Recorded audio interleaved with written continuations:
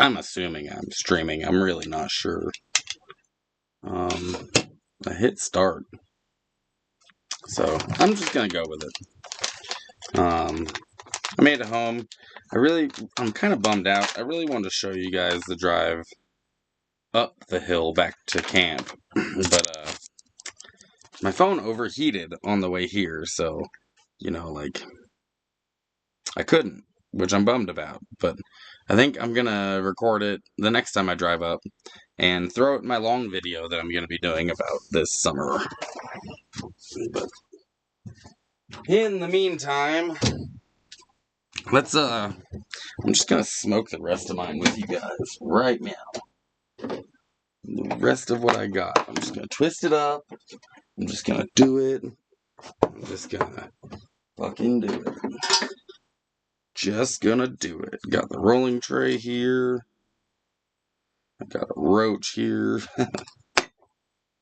Here's what I got left. This is, by the way, blueberry muffin number 4.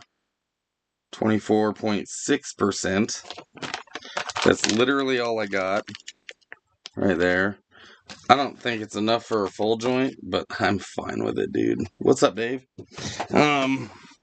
That's how much smoke I got left, by the way.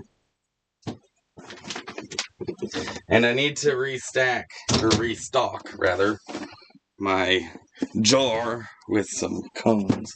Because what I do is I take this jar and I fill it full of empty cones, and then I grab them out of the jar so I don't have to keep grabbing this box every time I want to twist one up. But dude, I've had this box for a hot minute now. There are still so many cones in there. Like, look how many cones I got. I gotta go through all these. So if anyone wants to kick down enough for me to use some more of these cones, I got to use all these up before I run out of, time in my life. There's 1,500 of them here. I've given some away, but, Dave's like, meh, I've seen the drive. Yes, you have, but it's a pretty drive, dude. You can't pretend like it's not.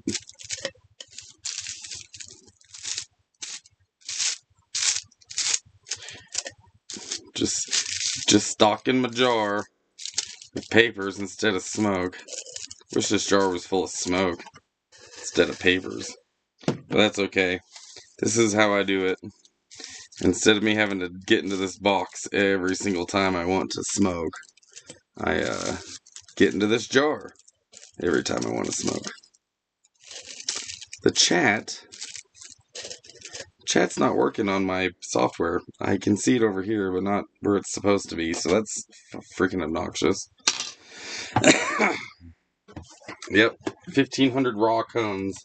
These were gifted to me during the biennale, but during the convivium in Bombay Beach. Somebody hooks me up with all these. So, they're not zigzags, and they should be, but, it's a beggar's choosers situation. I ain't mad at it. 7 watching, y'all say hi. Say hi, hit the like button. I'm back. In fact, I'm gonna go hit the like button right now. It says 7 people watching. I think 13 of them are me. One of them is Dave. Smoking the last of my weed gives me anxiety, Dave says. Thankfully, I've got this. This is what I was talking about. This is my vape pen, right? And I got the vape pen, and it was working fine, and we got the battery on the same day, but now it's like, I don't know how well you can see it, but the threads are like, I could twist this and twist this and twist this, and it never gets tight, and the whole thing is kind of loose off of the battery. It's not supposed to be loose, but it still works, dude. It still works. I just gotta twist it just so, just enough where it's kind of tight. Maybe a little cross-threaded. Now it's like crooked. Still works though. What's up, Greg? Good to see you, brother. You gonna be coming back to Slabs anytime soon, dude?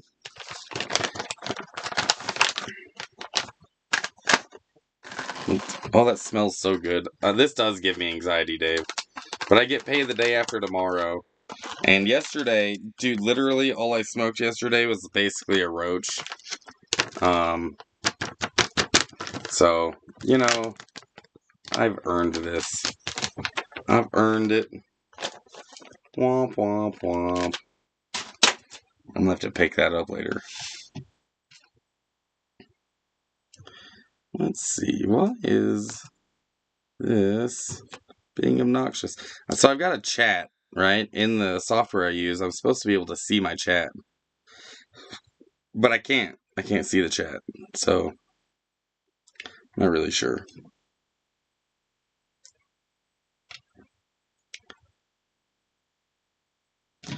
You just gotta pull these little itty bitty stems off here. Dave got paid today. Ooh, aren't you bougie? I didn't get paid today. Wonder if I've got a friend of mine that's on SSDI. I wonder if she got paid today. I hope she did. She's been struggle bussing too.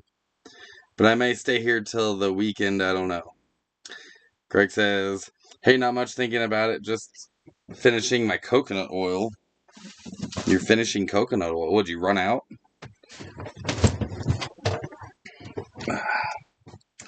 Get the grinder.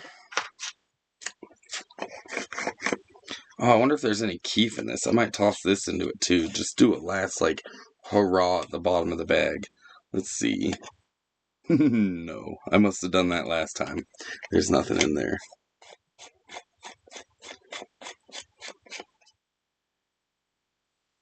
Dave got early availability from direct deposit. That's cool, dude. That's cool. I wonder how I can... Let's see if I can bring this chat up. There it is. Let's see if that works.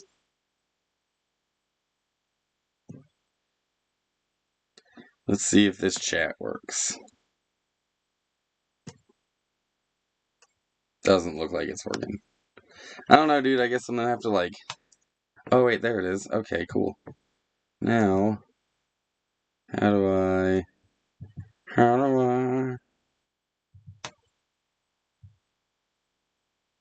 move you to see?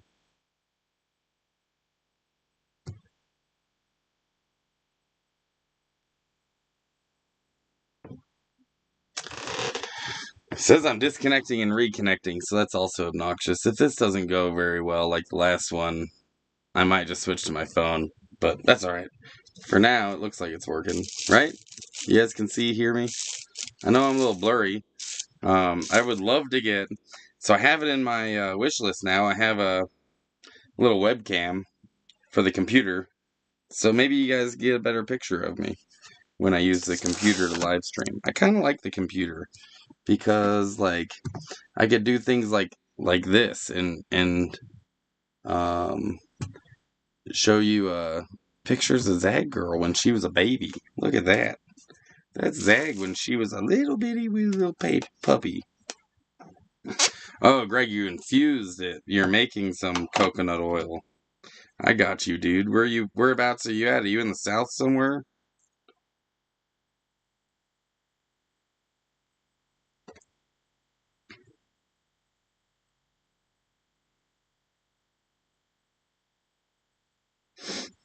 Alright, throwing this in the grinder. Yeah, that's Zag Girl.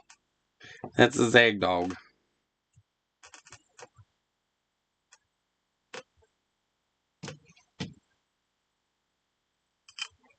I don't think this is gonna be enough for a full joint.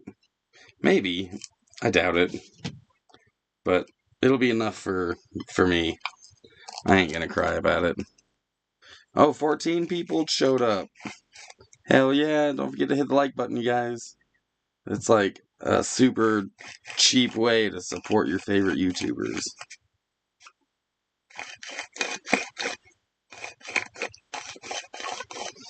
Louisiana, it's 95 out. Dude, let's see. It's about that temperature here. I'll show you guys what I did yesterday with my day when I should have been doing chores. But I'm a slacker. I ended up doing this instead. I built a new program for my Raspberry Pi. So I told you I got this screen, and this screen should have been easy. Oh, I'm trying not to like get the glare in there, but it's a little difficult. So this screen should have been easy to set up on this Raspberry Pi, but it definitely wasn't. So the screen connects through these like GPIO pins right there. You can see them. It doesn't use all of them, but it uses a whole bunch of them. And I had to program each pin individually in order to use this screen, which that ended up being like a day and a half process. But then I built this program that shows me the weather, but then it cycles through system info, tells me the CPU usage and the temperature of the Raspberry Pi, and then it tracks my torrents, which it says no active torrents, and it's searching for some. I definitely have some going. It shows my network info, my IP address, and things like that. Like I programmed all this yesterday, and it shows the weather. It shows the weather. And it just cycles through all those pages. And it took me all day to build this program, which I thought it would be a lot faster, but it ended up being a little more convoluted than I expected. I could actually show you guys the program. Let me open up Visual Studio. There it is. I could show you guys the program, like the actual code. Did I freeze? I think I'm... Oh, wait, no, I didn't. I'm just not playing it. Okay. Oh, man, I'm a mess. I'm a mess.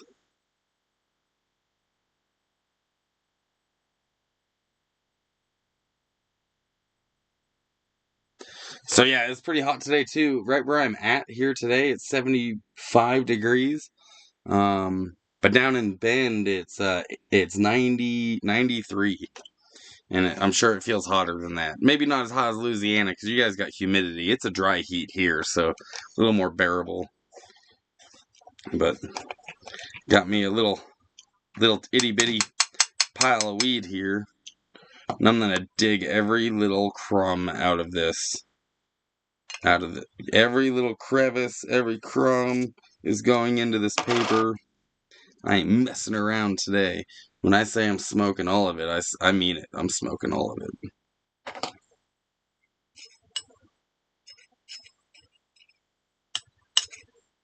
Yeah.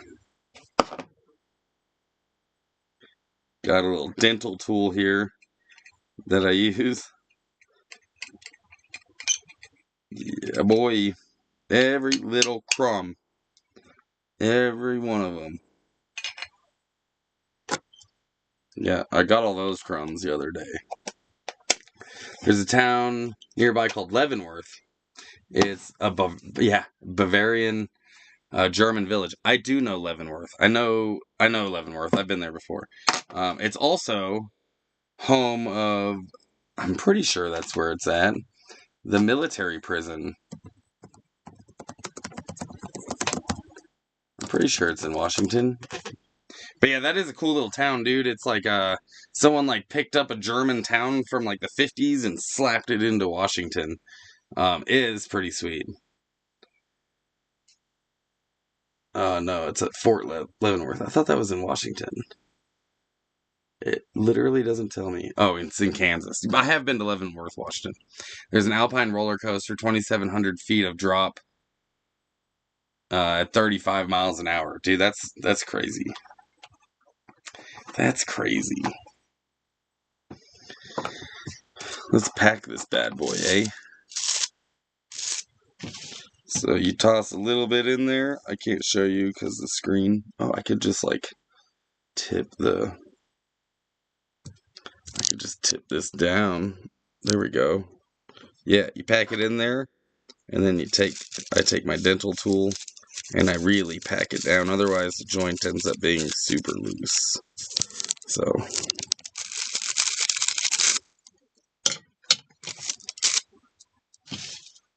Oh, I found a stem in there.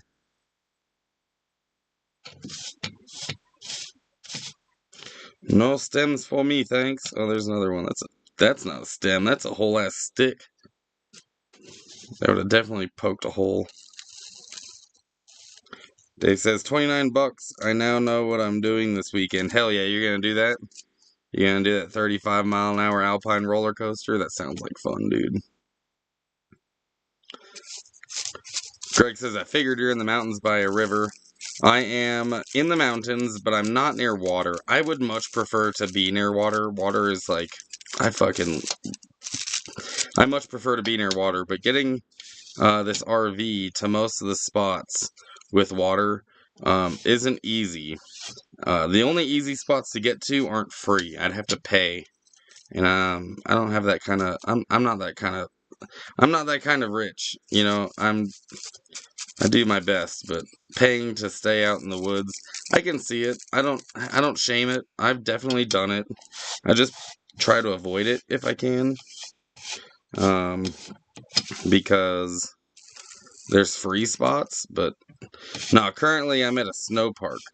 And I've actually overstayed my 2 weeks here by a little bit. But it's either this or I go to a much hotter spot on the other side of town, like down the hill.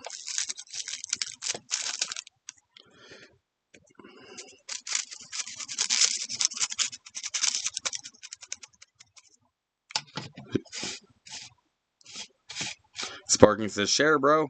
I wish I could. I would smoke every one of you out. I would smoke every single one of you out if I could. If we ever run into each other, I will definitely smoke you out.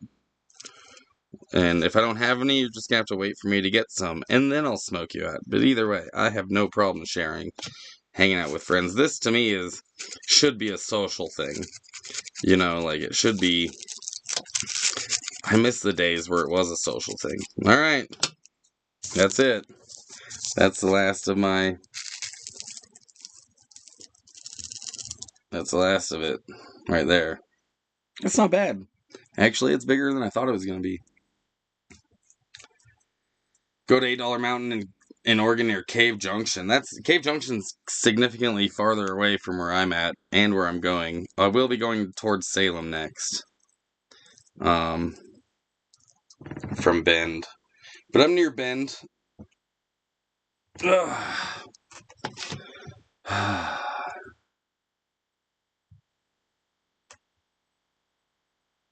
I'm near Bend, Oregon. I'm gonna show y'all something cool that I built.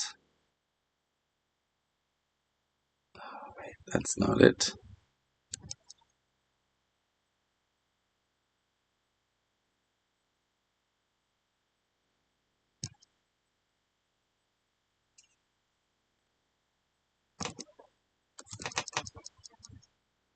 Let's see, downloads.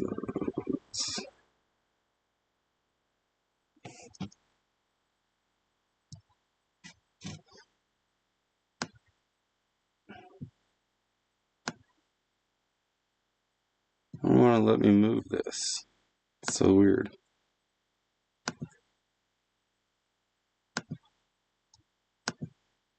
Oh, here we go.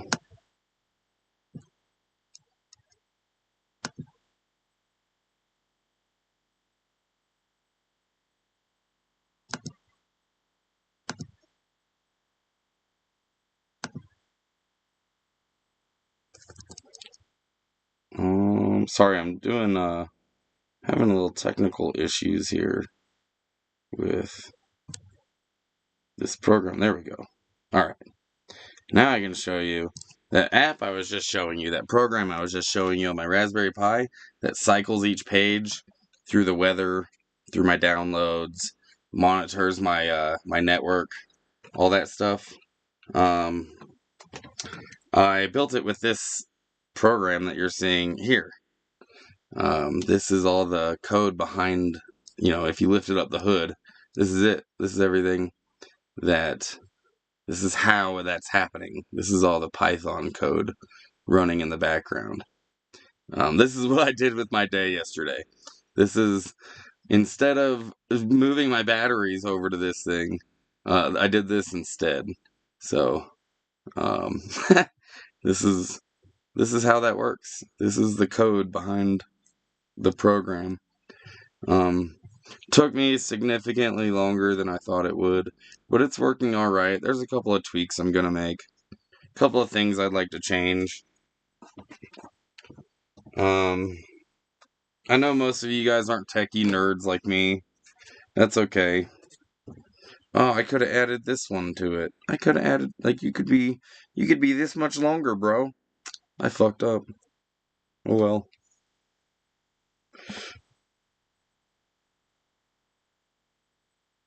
But yeah, that's what I did with my day yesterday. I built a program that literally has very like small impact on my day-to-day life. I just thought it was really cool. Um and I'm kind of regretting it. I kind of wish that I had done the batteries today because it's been kind of on and off cloudy today. And every time a cloud rolls over, my batteries just plummet down to like to 11 volts, 12 volts. Right now they're at 12.5, and they shouldn't be. I just got home. I just turned everything on. They should just be at like 14 volts, but they're not. They're at 12.5. So that's obnoxious.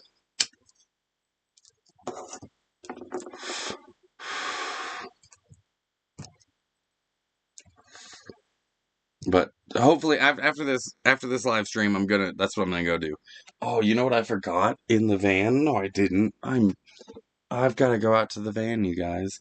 I forgot my dopamine. I mean, this is dopamine. While I'm gone, tell me what you guys are smoking. Tell me what you're burning on. And I'm gonna leave you with this picture while you wait for me. That's that girl.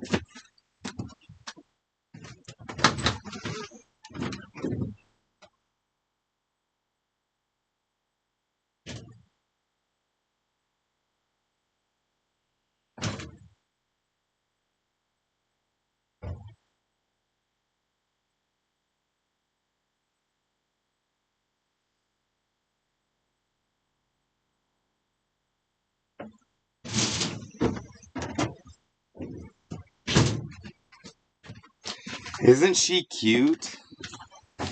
Isn't Zag so cute? Look at this, so cute. She like fit into my hand once upon a time. She is so little. She's so little. My perfect little Zag girl. She's looking at me like, why are you talking to me?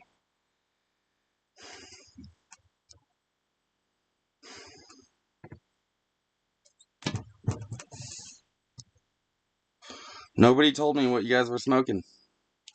None of you.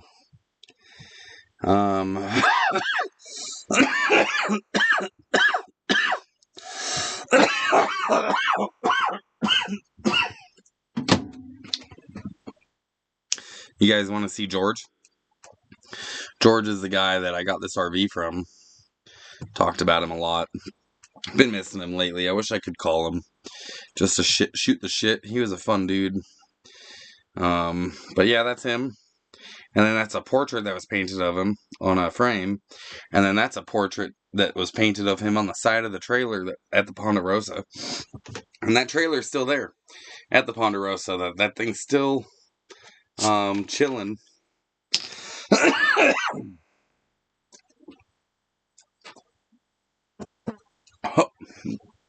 Well, I'm glad that the screen's small because I totally just missed my mouth. Now I'm wearing some of my dopamine. Fucking 41 years of practice and I still don't know how to drink a soda.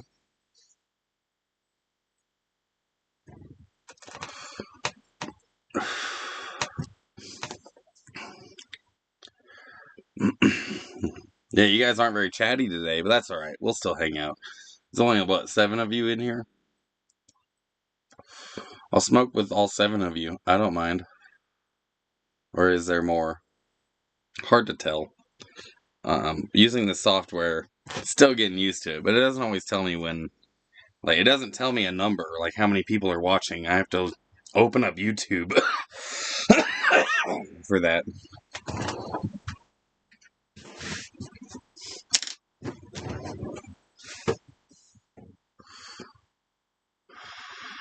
Yep, 7 of you. That's fine. That's fine. I'll hang out with all 7 of you. But all 7 of you could tell me what you're burning on. You could tell me. It's fine. I won't mind.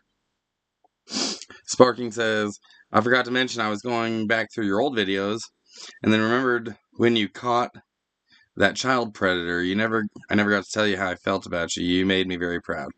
Appreciate that, dude. That was a really hard situation for me.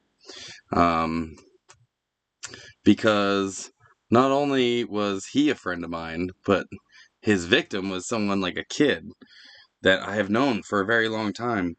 Somebody who I knew their whole family, and it was all just very, very heartbreaking to me, to be honest with you. Spider was, like I said, a friend of mine, and what a huge betrayal. Yeah, I mean, there's a lot. Maybe one of these days, we could do a members only video where we watch that video and I can pause it and just tell you behind the scenes commentary, I guess, uh, about that. There's a lot of stuff that happened that wasn't in the video. Maybe ways I could have improved the video.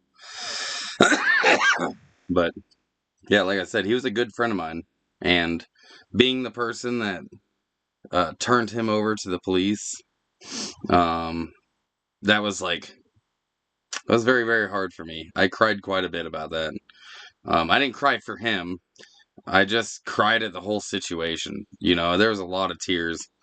I mean, I showed some tears on the video. I was pretty emotional, but there was a lot of tears that weren't in the video too. And it was a weird tears. It was a mix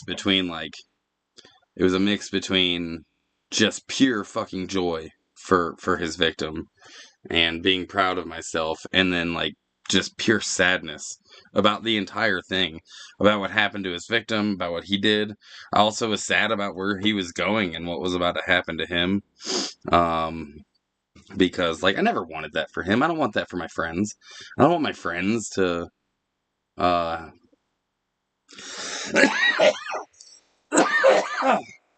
don't want my friends to go to prison. That's the last thing I want for them. I always want my friends to succeed. I love seeing them win. You know what I mean? I like seeing them. Even if I'm not winning, I like seeing them win. So that whole thing was just very, very difficult. All around. But he is where he belongs. He's exactly where he belongs. And most likely he's not going to do as much time as we would all like him to. Good behavior if he is good, which I would expect him to be, I guess. He's not a fighter or anything like that.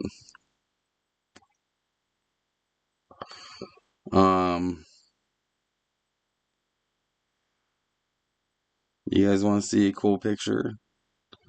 But yeah, I appreciate you saying that, Sparking Across America. I appreciate that quite a bit. That whole situation, even today, it still makes me sad. It still comes up and it still pops into my head from time to time. And I mean, his victim and I are still fucking homies, dude.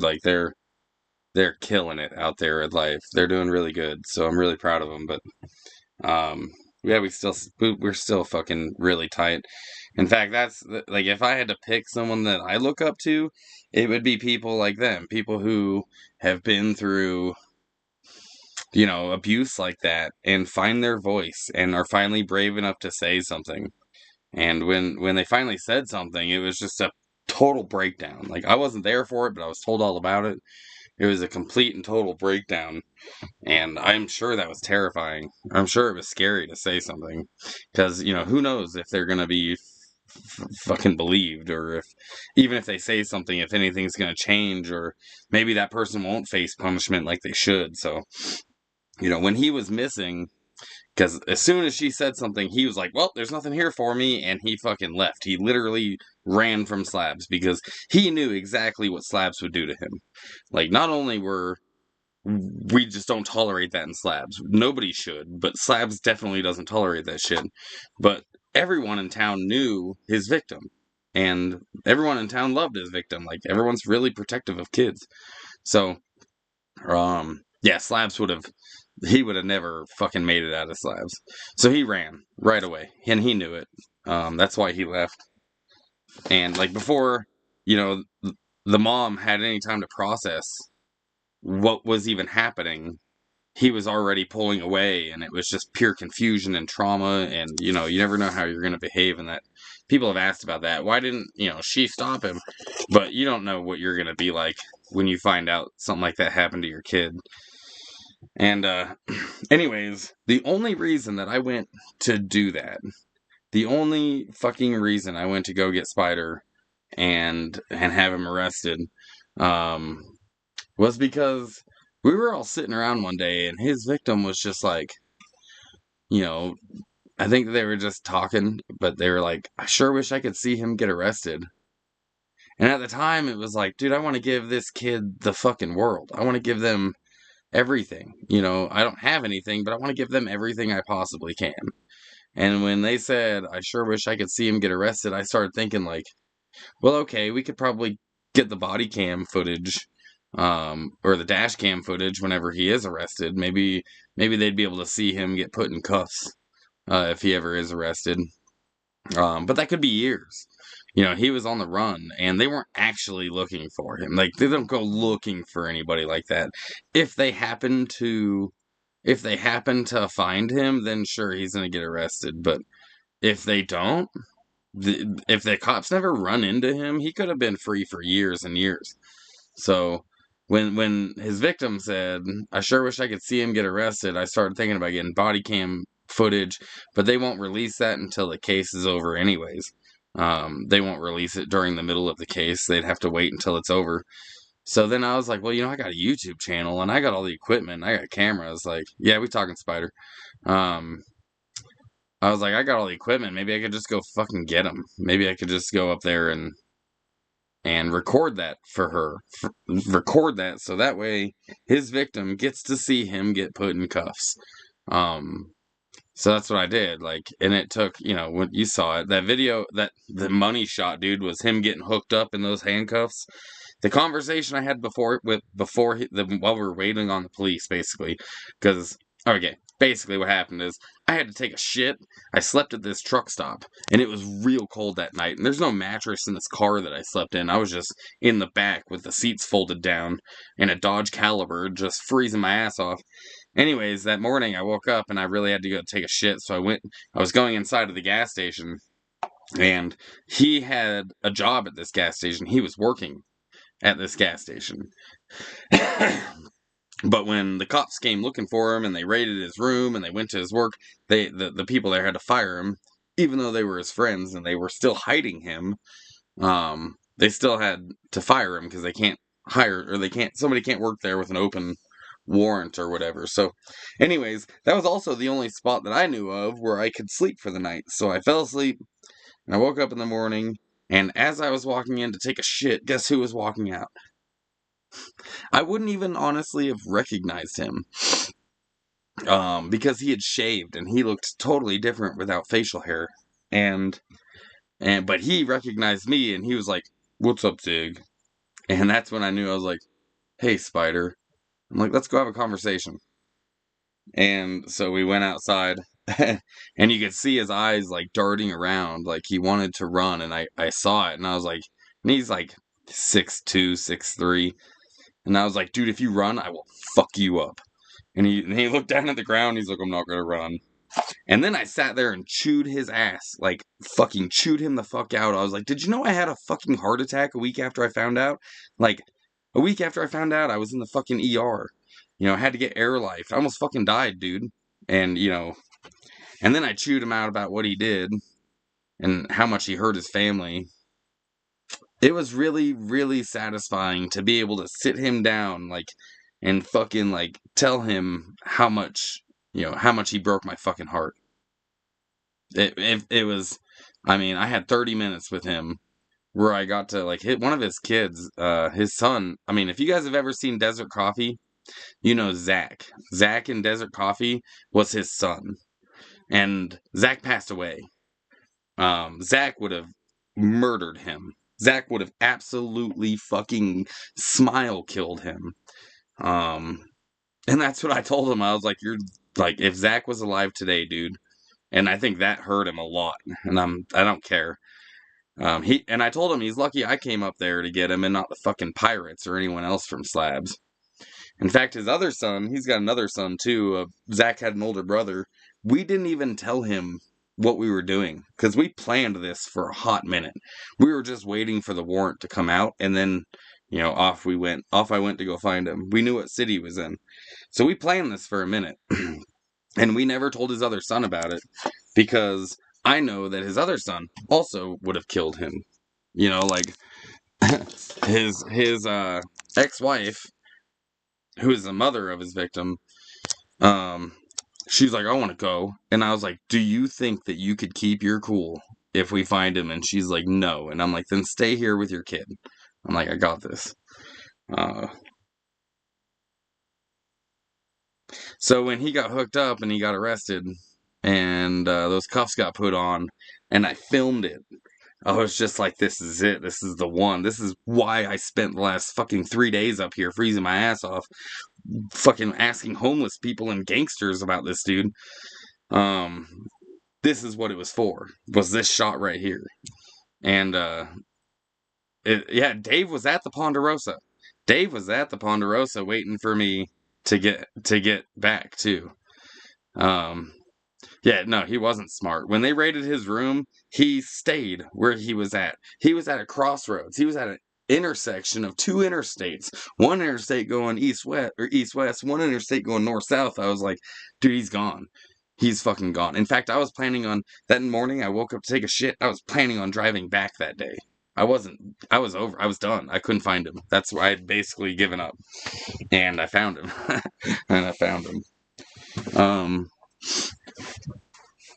So, anyways, that money shot of him getting hooked up, I sent that to his victim and I sent that to his wife, and it was real early in the morning. They both woke up to that text of that video coming in. And all I got was just like, his victim was just like, let's go! So excited. Anyways, you guys want to see a cool picture? I'll show you a cool picture. Yeah, that's a cool picture. The joints make my nose run.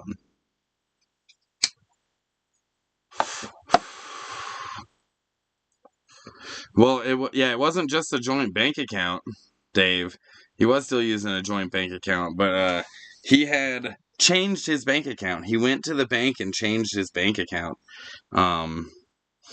But we still had access to it. That's why we knew where he was.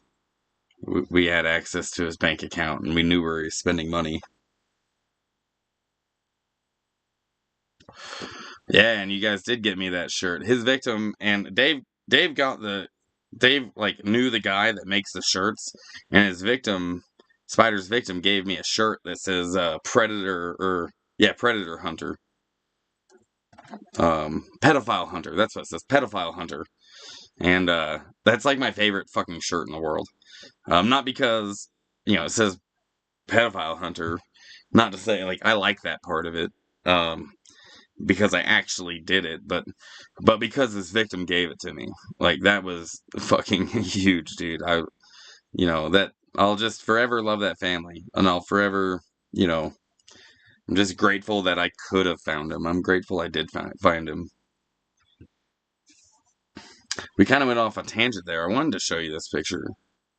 This was in Kuwait on the way to Iraq. That's totally me. I know you can't really tell because we all look the same in uniform. And then this dude was walking by while we were at the range with hundreds of camels, hundreds of them. And so we went out there and started petting the camels and shit. and we were in Kuwait, and we were giving this dude like he had this camel that you could ride, and he would just basically herd the male, and then one male, and then all the females would follow that one male. You know what I mean? So all he had to do was make that male go where he wanted the whole herd to go, and there'd be like a line of women following this one male. And the male's legs, his two right legs, were tied together, so he couldn't run, so he could only kind of walk. And he was riding a camel to do this. And we all, thought it was the coolest shit in the world. So we went to go check out what was going on, and he was letting us get up on the camel that he was riding one at a time, get up and down with us on it and take pictures. And every time somebody got a picture up on this camel, he'd give this dude $1, right? And we had just gotten to Kuwait. We didn't know the exchange rate, but we were giving this dude $1 for every time he let us up on one of the camels. And it turns out, like, our money isn't worth very much over there. Kuwait money is worth way more than ours. It's like 3 to 1. Like 3 of their dollars, or 3 of our dollars is 1 of theirs. Like, we were giving him 30 cents, essentially, to get up and down off this camel. I bet it was more of like, it would be like if somebody came along and gave you like 5 pesos for letting you climb up on their horse. He was just being a nice dude. He also, as you can see in this picture, there is a little baby camel right here nursing. And there was a few baby camels running around, and he actually got a bowl of, like a metal bowl, and filled it with camel milk, and we all passed it around and had fresh milk out of a camel. I don't know if they drink camel milk. I don't know if he was just fucking with us or not, but I definitely had fresh camel milk out of a damn camel. What's up, Vintage? What's up, Jay? Everyone's showing up. That's cool.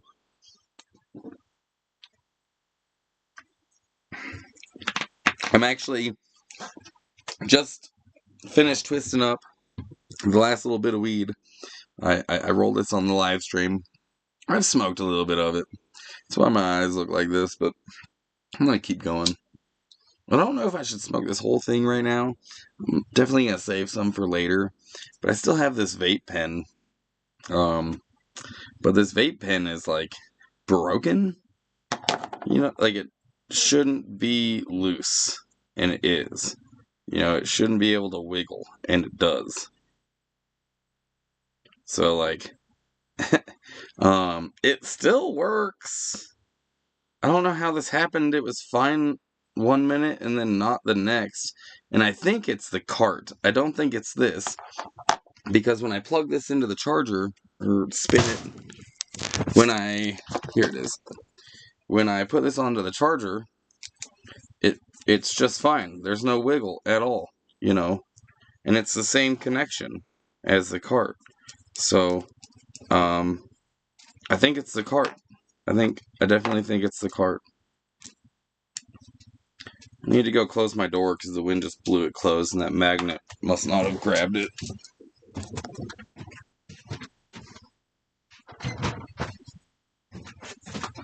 Just had to latch it so the wind doesn't destroy my door. It's not even that windy out. It is warm, though. It is warm down in Bend today. You need to go potty? You do. Do you need to go potty? Yeah? Is that why you're so excited? Alright, come on, let's go potty. Come on, let's go potty.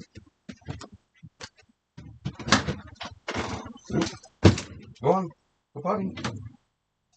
You don't need to go potty? Are you joking? Oh my goodness. What do you want? You want food?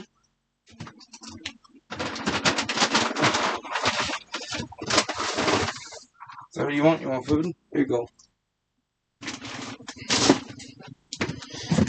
Just playing the what do you need guessing game with my dog. I think she wanted food. Go on, Zach, I get it. She's so weird with food. I'll put food in front of her, and she'll just stare at me. Like, I never trained her to do this, but she'll, like, wait for permission. I gotta encourage her to eat. It's really strange. And then she, like, takes a little bit at a time, like, and she's never lived with other dogs. She's never really competed with food. She's always been like this, but she takes a little bit. And then she's like, is this okay? Is it alright? Like, like her last life was in like Auschwitz or something. You guys want to see some of the prettiest sunsets I've ever seen in my entire life? Yo, like nothing beats a pollution-filled Middle Eastern sunset. This is it right here. Look at that. It doesn't even do it justice. This is on the base. Um in Kuwait. Doesn't do it justice. It's a shitty camera, you know what I mean? But that's all right. It's still, as the sun goes down and it's all the light is going through the atmosphere of the planet. This area has so much pollution because they're refining all of our oil, turning it into gas, that the sun has no rays at all. It doesn't blind you. You can stare right at it, dude. And it's like, just like it looks in that picture, it's like a level of it's bright on part of it, not on the other part. It's like, I don't know, it's the prettiest sunsets I've ever seen in my life, and I've seen some pretty good sunsets, but nothing beats the Middle East. I gotta admit, it almost didn't seem like real life. Like here is actually me and an old friend of mine. We deployed together. That's me on the left, him on the right, and proof that I was there at the sunset. Like, it's phenomenal. How you doing, Vintage? What's up, Jay? You guys gonna tell us what you've been up to, where you been at, Vintage? You're still traveling, aren't you?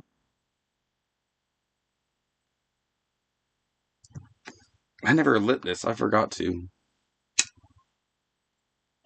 Yesterday, dude, all I did was, like, smoke a roach. Like, basically a roach. A real small, like, little tiny itty-bitty pinner joint. So this it was basically a tolerance break for the day. So for whatever reason, one day shouldn't do this to me, but this is hitting me a little harder than they usually do.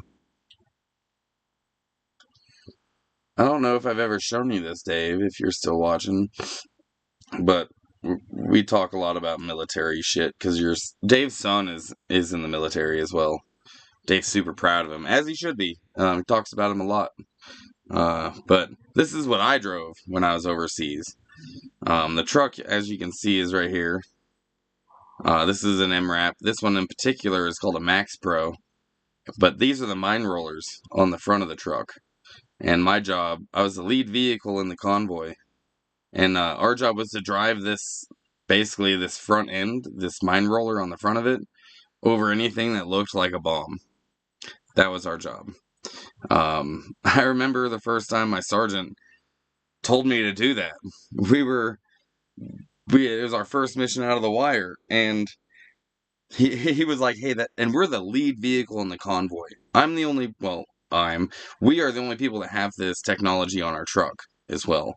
And yeah, he goes, "Hey, that looks like a bomb. Drive over it." And all of our training leading up to going overseas was, "That looks like a bomb. Avoid it." And I was like, "Oh yeah, I could do that. I can definitely avoid a bomb. That seems like second fucking nature." But then our truck, my gunner was he was a surgeon, dude, with his weapon. This is him right here. He was an absolute surgeon with and we had not 240, we had a 50 cal on top of our truck, and this kid shot way better than I wanted to be the gunner, but I wasn't as good of a shot. But this is me being a fucking goofball right here. And then this is Holstein. PFC Holstein, little tiny Holstein. We roasted his mom the entire deployment, but anyways, what was I saying? We had, my sergeant was like, "Hey, that looks like a bomb. Drive over it." And I was like, "What?" And he's like, "What the fuck do you think those mine rollers are for?" And I was like, "Okay." And it was like a pucker factor. You just had to drive this thing over it, and then it would be like, okay, it wasn't a bomb. Cool.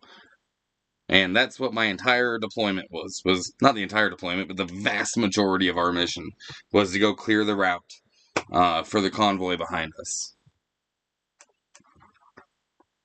Vintage says, Just got back from a 60-day trip to Alaska.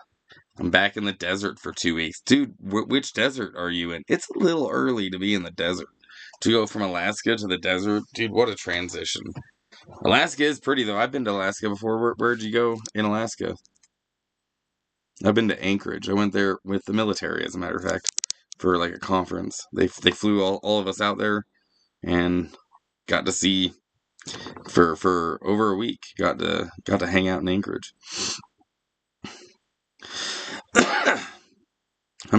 Jay says I'm making some French poutine. Oh, I'm jacking that word up right now. Sauteed bison, onion, carrots, homemade French fries, and gravy all poured on top of the fries, bro. You don't know how much that hurts right now. Payday is like, I'm not starving or anything, but I'm not eating that good, dude. So, and I get paid on Friday. So hearing you list all that sounds so good. I bet you're a great cook. Do I ever watch Don Shipley on YouTube? I've seen some of his videos. Yeah, the military community online isn't all that big, really. So, well, most veterans know of all the veteran YouTubers, like the big ones, like Don Shipley. He was special forces. Like that's the guy you would go to find out. I've had so many people tell me that they were special forces, and I'm just like, yeah, okay, buddy. Because you'll ask them their MOS, and they were like, oh, special forces. But that's not what I fucking asked you. I asked you what your fucking MOS was. So that's how you know they're usually full of shit. Don Shipley calls those dudes out. The dude next to you looks like the guy in the movie Purple Heart. Yeah, I could see that. His name's Holstein. Okay, let me tell you about this kid real quick. So, he was like fresh out of high school, right? My goofy ass. Let me hide him. He was like fresh out of high school. And I mean, he's still with us. He's a little lighter now. He's one leg shy of where he was, but he was sorry, I'm gonna laugh about this whole story all the way through. So he was like fresh out of high school, fresh off his mama's tit, right? And he now is going to combat with us. You're going to war, Holstein. And boy, did this kid could shoot. I wanted to be the gunner, but he was way better than me, so I ended up being the driver. It is what it is. I didn't mind my job.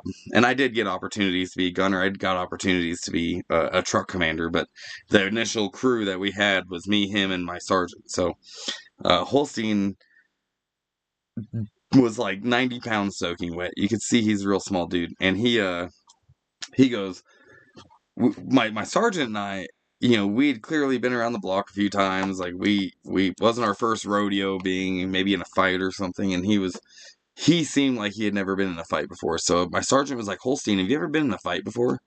And he was like, well, I used to get fights in high school all the time.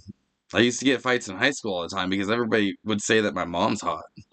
And both my sergeant and I looked at each other, and this is like at the beginning of the deployment. We were just getting to know each other. And my sergeant and I looked at each other, we were like, dude, your mom's hot? And he fucked up. Holstein fucked up, and he told us about how pretty his mom was. So, like, the entire deployment, all we did was roast him about his mother and how much we can't wait to get home to his mom. And it was like a thing. That's all we did for the whole deployment, is talk about how much we were gonna, like, all the dirty things we were gonna do to his mom. And we spent a lot of time in that truck together. We spent a lot of time, just the three of us, hanging out in this truck doing missions. And so there's a lot of talk about Holstein's mom. So then when we came home from Iraq, there's the truck I was in. When we came home from Iraq, we had this like yellow ribbon event where we all got to like meet each other's families, and it was kind of helping us transition back into like the regular world or whatever. And there's his mom, right? After like a whole year of us talking about what we were gonna do to her, I'm meeting her, and so I'm like, "Oh yeah, it's so good to meet you." I'm being complete polite, like it wasn't like I wasn't a creep or anything. But he is behind his mother, looking at me like, "You motherfucker, you better not, like, you fucking shut your fucking mouth." And I was like, "Oh, it's so good to meet you," and oh man. Holstein. Miss that kid. He lives here in Oregon. I should hit him up. I haven't talked to him in years. You want to see also something crazy? Vintage says, I went to Alberta, British Columbia, Yukon, and then I went into Alaska. First I went to Fairbanks, and then I went to Anchorage. I also stopped in Hyder, Alaska. So I've been to Valdez, and I've been to Anchorage. That sounds like it would be a great trip, though, dude. I've wanted to go up to Alaska. The last time I started planning this trip, I had a RV, I had a motorhome, and I was like, oh, I could just drive up to Alaska. And I started looking up at Facebook groups that of like other RVers that drive to Alaska, and all the pictures were just their RV in shops. Like that's what everyone kept posting is them getting their RVs worked on, and I was like, I don't know if I want to go to Alaska anymore in my RV. I don't think that's such a good idea. Jay says, I know, bro. Mine hits on the second. Dude, yeah, that's rough. On a Saturday, yours hits? Mine, I don't get paid on weekends usually. If the first lands on a weekend or a holiday, I get paid the day before it, or like the Friday before it. You want to see something cool, something funny that initially was super strange to see, but after a while it became very normal. This is Iraqi third row seating. This is how. I don't think that's how it's supposed to be, but that's something that you would see all the time. Those are kids in the trunk. In case you became something that became normal. It wasn't even that strange anymore by the time I came home.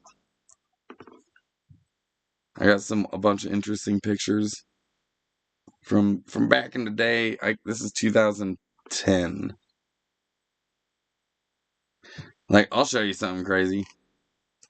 You know, like when we have like trucks, right, that are carrying cargo around, there's like a limit to how high it can be. There's like you can't just keep going and going. This ain't the Beverly Hillbillies, you know what I mean? Like they might be able to keep going and going, but we don't get that privilege. This is a truck that was transporting a whole bunch of rice.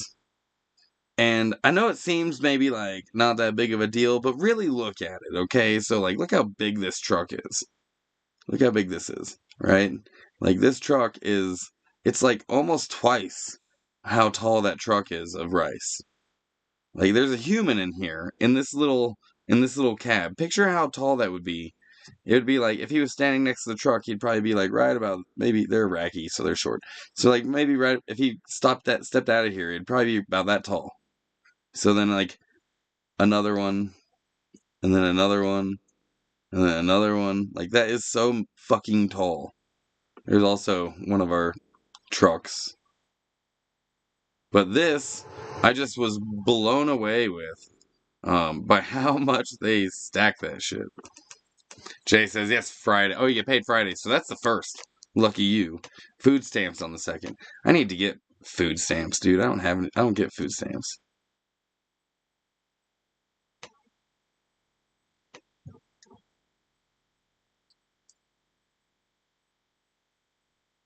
I hear buzzing. I think there might be a bee in here, and I hate that for me.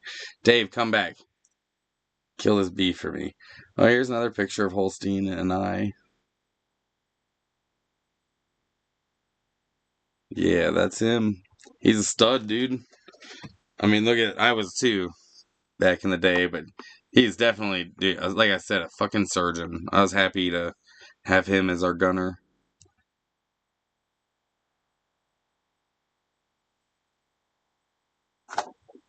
Jay says, disability on the first, food stamps on the second. Yeah, I wish I got food stamps, dude. That'd be really helpful. When I get back down to California, I think I'm going to get back on. I used to be on them. I was on them once upon a time.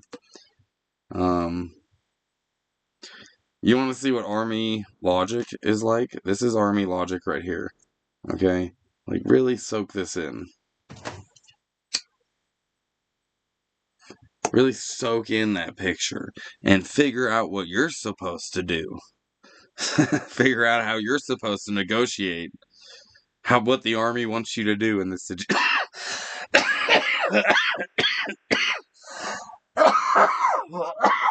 I feel like no matter what I do, I'm going to get in trouble.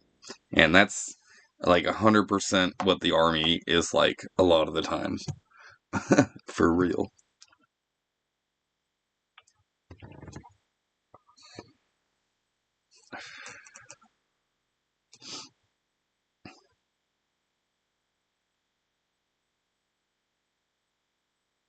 Why are you guys so chatty today? It's crazy. I'm gonna like linger on this live stream for as long as I can because after this I need to go do chores.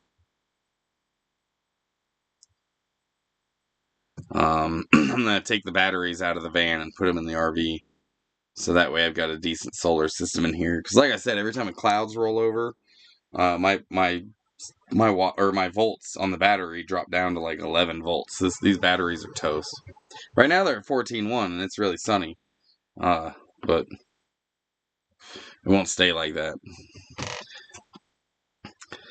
I don't know if Dave Lowe's still here, but he's gonna be my tech guy from now on. So hey Dave, pull up that next picture, okay? Thanks, dude. Like I said, it became like a normal thing to see fucking kids in trunks. It's so crazy. I look at it now when back then it was like, yeah, that's pretty freaking normal. But now looking back, it wasn't normal. I guess it is over there, but this might be one of my favorite pictures I took. I'm gonna show you it next. We were just driving through a checkpoint, and I like that picture because I like this picture because it shows patriotism, right? Like this picture really shows, I feel like, genuine patriotism. What was going on before this picture, before I have Dave show you this picture, was that we're coming up through a Iraqi army checkpoint, and they have checkpoints all through the country, and they're like, basically allowing free flow of traffic so long as you don't have bombs on you or something. They were working with us, like we were side by side. And this Iraqi army dude he had grabbed the Iraqi flag and he was folding it up and he was going to go do something with it. And I went to take his picture when he had like the flag out. I went to take his picture and he folded it and I was like, oh man, I missed that. That would have been a good picture. And he saw me miss the picture. And he, I think, loved the fact that I wanted to get a picture of him holding that flag.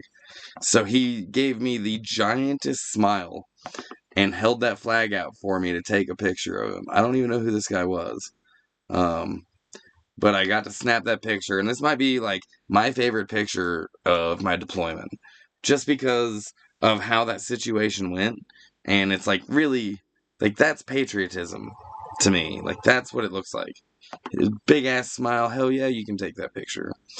Two foreigners on different different cultures, different backgrounds, but we fundamentally know what that is. Like what it is to love where you're from and to be proud of where you're from. And like, hey, what up, Uncle Jesus? I'm just showing you guys. I don't know what got me onto this, but yeah, this kind of shit. Kids in trunks is one thing, but they threw a whole ass cow into a fucking Chevy S10. I don't even think that's an S10. I bet you that's like a 3-cylinder fucking pickup. Is it like a Nissan? What is that? Can we zoom in on that anymore? Dave, see if you can zoom in on that. Thanks, dude. See, I don't think I could even read that language if I wanted to.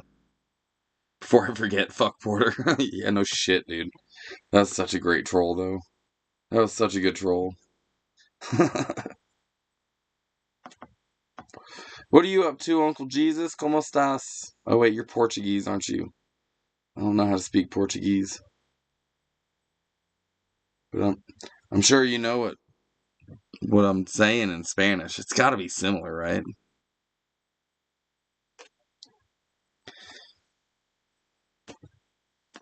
So what's the weather right now in Nyland? I'm going to look that up. Right now it's like fucking July. Or almost August, right? Like it's a peak of summer. It's still pretty hot in September down there, but let's check out Nyland weather. So the high today is going to be 113 degrees. That sucks. Right now it's 105 degrees, but it's gonna get 10 degrees hotter than that, and it's 2 o'clock in the afternoon, and it's gonna keep getting hotter. So consider everything I was wearing overseas, and this is the temperature inside of our room and the temperature outside of our room. 131 degrees outside, 87 degrees inside. You think that's a Yoda? Yeah, this is what we were in. And you know what? For like, no shit, I'm not even shitting you. For like 2 months, the AC went out on our truck. So we were doing like missions without any air conditioning in our truck. Now, when your AC goes out, it's supposed to deadline the vehicle. You're not supposed to. It's no longer mission capable. But our truck specifically had all this technology all over it in order to clear the route. Because I was the lead vehicle in the convoy, and we'd clear the route for the trucks behind us. So they couldn't deadline our vehicle. We had to just take it out with no AC, and it went on for a long ass time before that got fixed.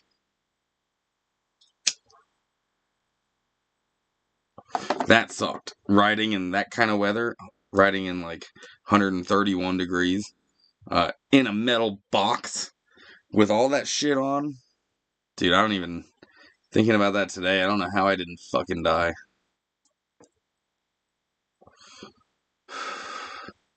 Uncle Jesus has had dinner. ¿Cómo estás? Oh, bien, bien. Just chilling.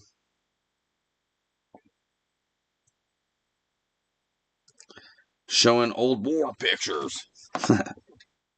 Probably a Helix. Yeah, they didn't. They might have had Yodas over there. They had some pretty. They had some vehicles over there. First of all, some that I had never even seen before, um, like bongo trucks and shit like that. Actually, I should have a picture of one. I think that it. So, yeah, there it is. So they had these kinds of trucks.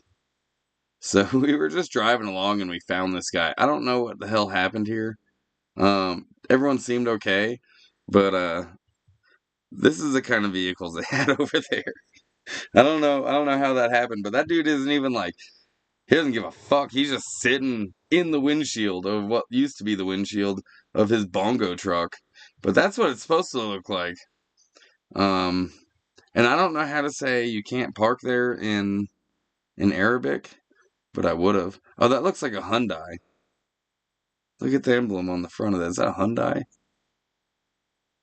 Maybe not. I don't know. I didn't have a great camera. It was 2010. Give me a break. um, this is why I say, look around. Look not just at the truck, but like look around. This is why I say that Slabs is the closest to third world that I've ever seen. Slabs is it. I've never seen anything closer to third world. It's about as close to third world as you can get without leaving the country. Now I'm over here. But that way, when I point at my screen, where my screen actually is, yeah, whatever. It doesn't matter to you. I'm over here now. But yeah, this is as close to third world as you can get. Like, this looks like parts of Slabs, honestly.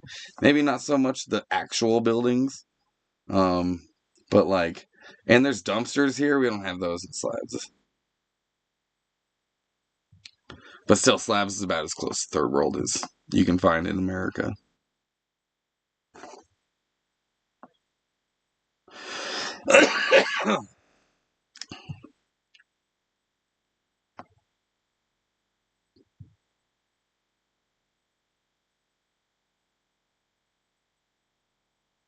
Dude, I hear a fucking buzzing in here. There's 100% a fly somewhere in my RV.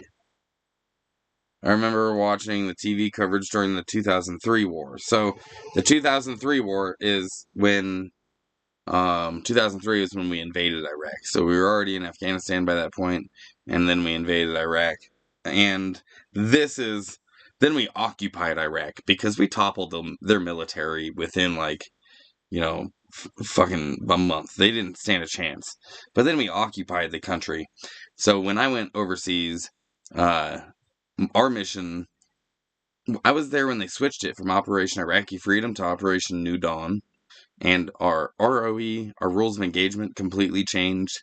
Now every time we pulled the trigger, we had a federal investigation. We had an FBI agent actually investigate that shooting.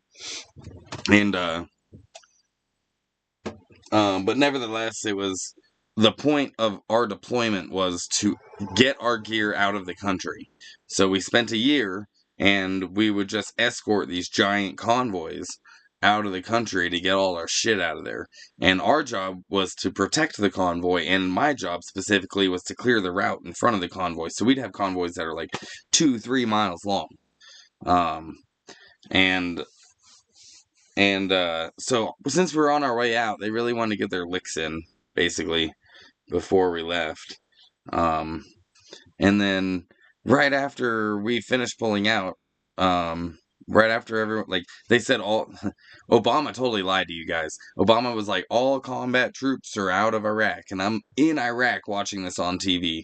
And I'm like, dude, I'm an infantryman. What the fuck is he talking about?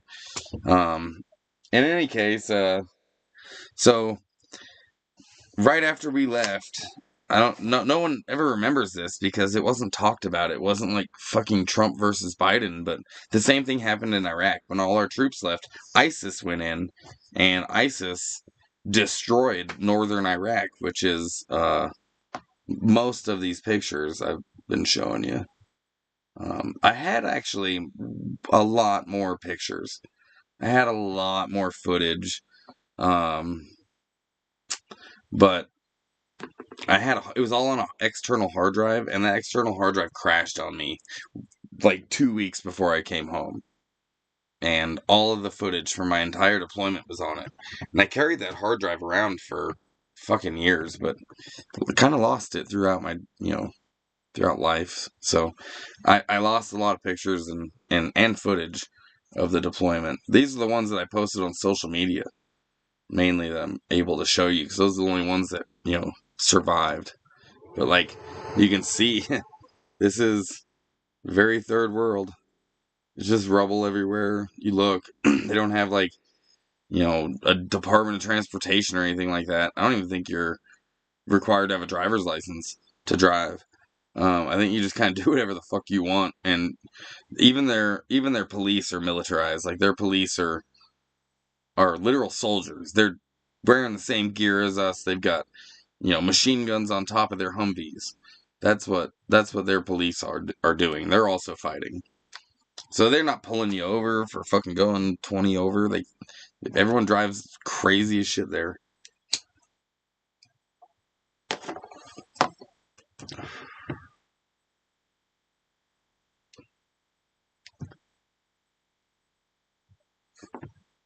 (2003).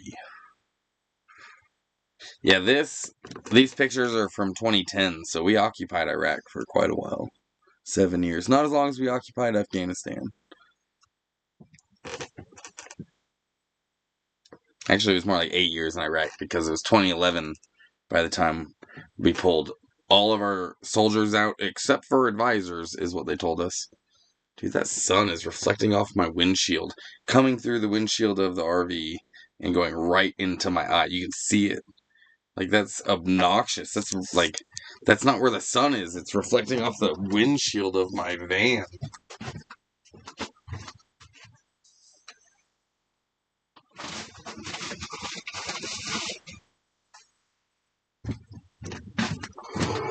Not only that, that was reflecting off the windshield of my van straight into my eye.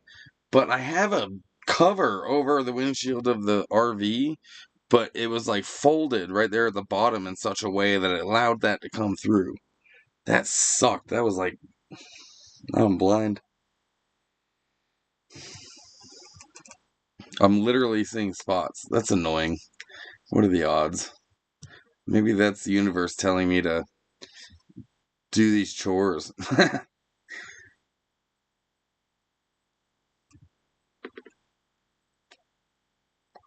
What's for dinner, Zig and Dave? So Dave isn't here no more. Dave is up in Washington. It's just me and the dogs. And what is for dinner? So yesterday I had pancakes for dinner. Um, I haven't really gotten that far, to be complete. I don't have a lot of options. So it'll probably be like pancakes. I do have some bread and cheese and butter. So maybe I'll make grilled cheese. That sounds better than pancakes. I guess I got some like I got a lot of like canned um food. But most of it I'm not like a big fan of. I got noodles and rice. I do like noodles and rice. Um but yeah, so that's one of those things. Pancakes I made this morning too because they're just easy to make. Just add water. But nothing glamorous till Friday, you know what I mean? Yeah, I've been watching Dave post all these yummy ass meals on his Facebook. Fucking sausage and peppers and what was the other one you posted? It also looked fucking awesome. And I'm just like, I should actually. So yesterday I was telling you earlier, I got this Raspberry Pi. I've showed these before in my live stream, but this one is currently plugged in, and it. Sorry, it's hard to get all the way over here because it's plugged in, but it's got a screen attached to it, right? So yesterday I spent all day making a program, writing the code for this program to cycle through some of these windows. So it's just showing like an information display, torrent activity, network information, like it's showing me my current network and weather, you know, then sunny tomorrow and next day are going to be cloudy. System info, like even the temperature of my CPU, all this stuff. I can add anything I want to filter through this too, like any other monitoring stuff I want. But I wrote the code for this yesterday, which I figured it would only take me a couple hours, but it ended up literally taking me until like 11 o'clock at night. And, uh, and so I just totally slacked off. I should have been doing my batteries yesterday. As you saw from that weather app that I just showed you, it's going to be cloudy the next 2 days, so I need to get the better batteries in the RV. And maybe I can run everything that I want. Right now, I still can't even run the freezer. Um, my TV will take too much power from the system as it sits, unless it's like super sunny and direct middle of the day. I can watch the big TV. Otherwise, I'm using my computer stuff to watch TV.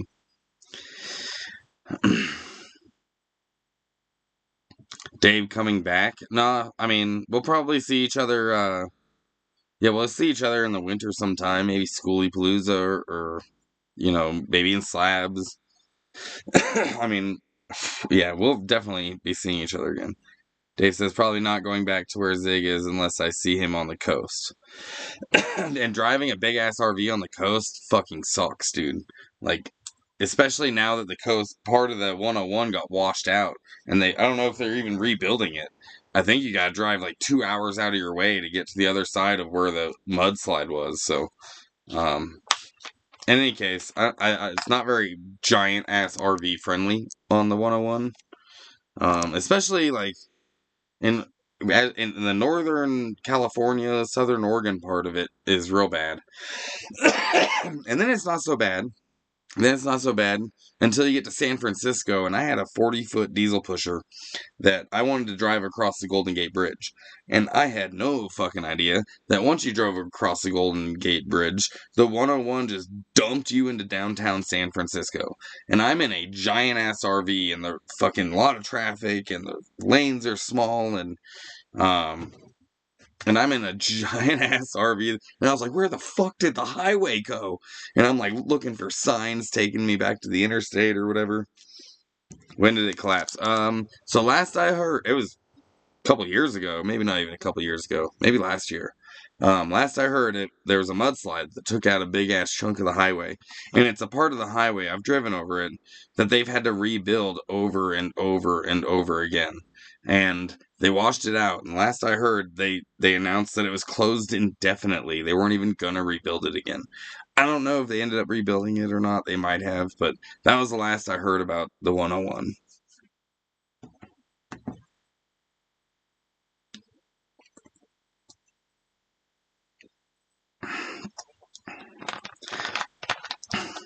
It might have been last year. Let me look it up.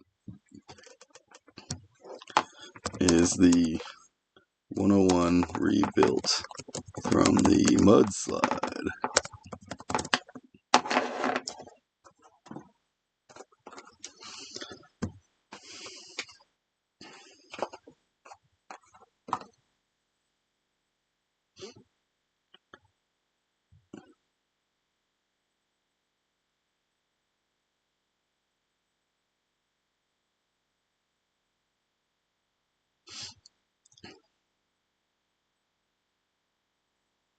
Oh yeah, they're on phase 2 of the...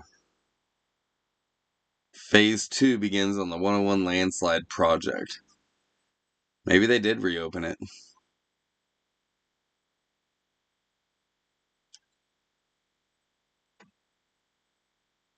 Because they closed it for 4 days because of a mudslide. Then, roughly a month later, another one fucking came and took it out. In the coming weeks, a new 20-foot wide, 200-foot long vertical shaft will be implemented into the ground to connect all the oil pipes. So they're like... Yeah, they did rebuild it. I remember them announcing that they were it was closed indefinitely, or maybe that was just whatever. Yeah, the 101 would suck in my motorhome, especially like parts of Washington, dude. Um, but not nearly as bad as the Oregon coast. Like going up those fucking hills. Or Washington had some of this shit too, but going up those hills and it's super windy and tight ass roads. That'd be kind of parts of it would be pretty scary. So I could probably do it from like Crescent City south. That's not so bad. That wouldn't be terrible, but there'd be nowhere to sleep. It would be like literally side of the road pullouts for me, dude. So there wouldn't be anywhere to park. Interstates are always I know I'll make it on the interstate,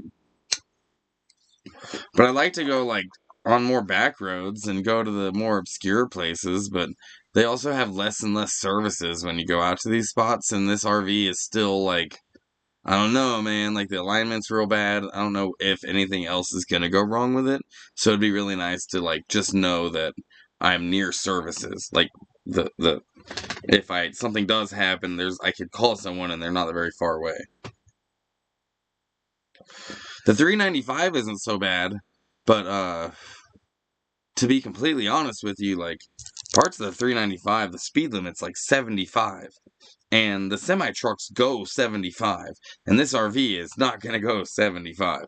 And it's just a lot of like wind from the semi trucks going the other way, and it's a 2-lane road.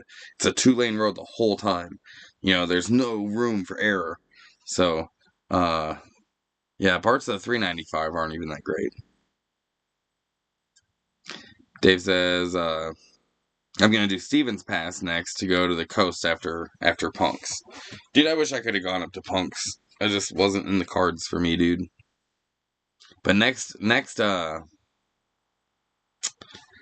summer, I'm gonna be finally free to do whatever I want. Like it feels like for the last like 3 or 4 years, I've had to come back to Oregon for whatever reason. There's like I have to go back to Bend and I'm really kind of sick of it. I don't want to keep coming back here. There's so many other places to go. I really enjoyed parts of Montana I saw. I'd like to go see more of Montana. Maybe that's where I go next summer. Maybe not. Maybe I can go wherever the fuck I want. And I'm kind of maybe Colorado. Who knows?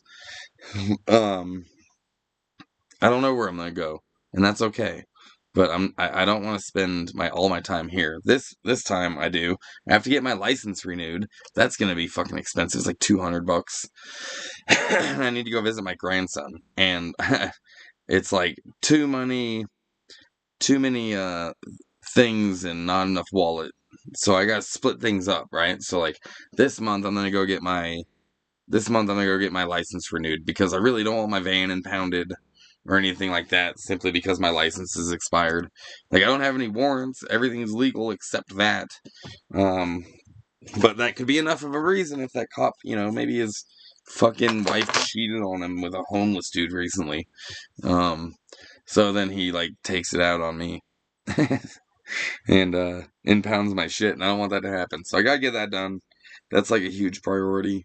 And then And then basically, if I do much more than that, I won't be able to live for the rest of the month. If it's not even that hot in here, dude, relax down there. Anyways, so then maybe I'll go see my grandson the month after that, because that's also going to be me taking the entire RV. Maybe I'll leave in September, and I'll have to take the entire RV with me. And so I've got this.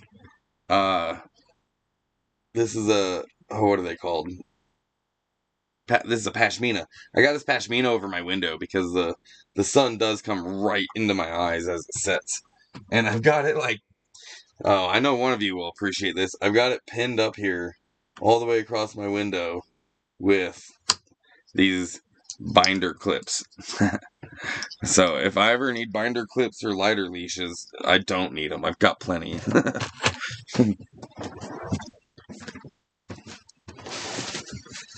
And one more, right there.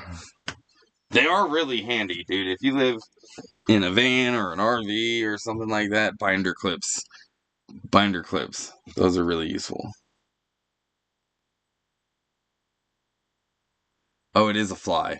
I just saw it. That's a loud fucking fly. This whole time I thought that was a bee. That's a loud fly. I bet he gets all the bitches. I bet he lays all the larvae.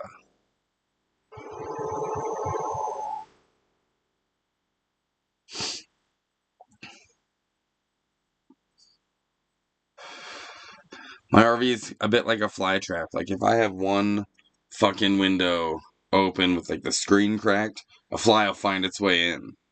And then it can't get out. It's like a fly trap. At nighttime, before I go to bed, I need to get a fly swatter, because currently I'm using a fucking towel. But before I go to bed, they're all on the roof. There'll be like 5 or 6 of them. And I have to go around with my towel and just smack and killing as many as I can, and then letting them land again, because they're, tired and cold, and it's nighttime. So they go land on the roof somewhere, and I go find them and smack them, because if I don't do this, they will wake me up, flying in my face and shit. So I gotta go make sure I kill all the flies before I go to bed.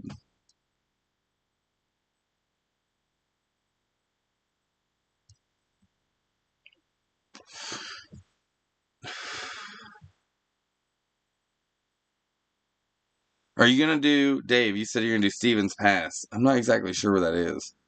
Um, are you gonna do the 101 out of Olympia and like start it in Olympia, go around the peninsula, and then drop down all the way to, like, where are you going? Are you gonna go through San Francisco? Because I fucking won't.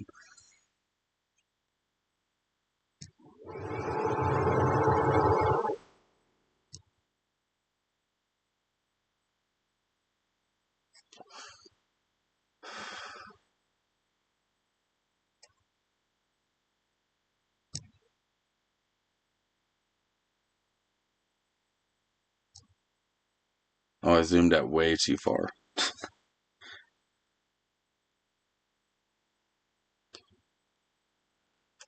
Sorry, I'm trying to bring it up on the map. Stevens Pass. Oh, and Sky Comish. They got some weird ass names up in Washington. Snohomish, Skycomish.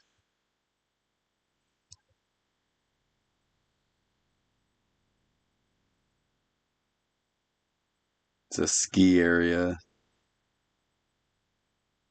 Yeah, Highway 2. So that'd be. Oh, wow, that road does look like it sucks.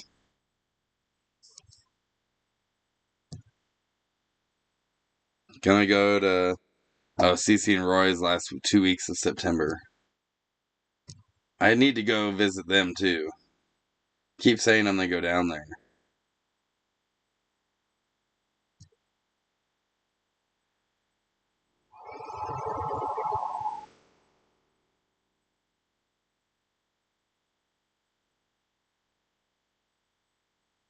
Oh, you're gonna take the 2 out of Wenatchee.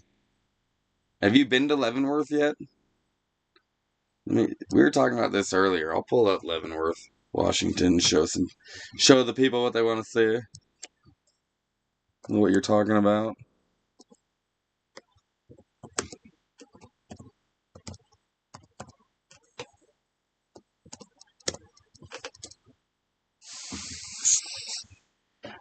Hey, what's up, Liberated? How you doing? I'm just chilling, trying to kill some time before I gotta pull the batteries out of my van and put them in the RV because the batteries in the RV are pretty toasted.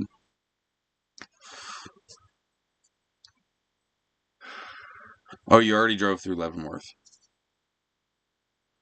It is a neat little town. I'm gonna pull up some pictures of it right now because if you are ever in Washington and you want to see one of the coolest, neatest little mountain towns you've ever seen in America, this is the one. Um, it's literally like someone took a little tiny German town and slapped it in the middle of the Pacific Northwest. My internet's a little slow right now, so give me a rotten tootin' minute as I pull this up.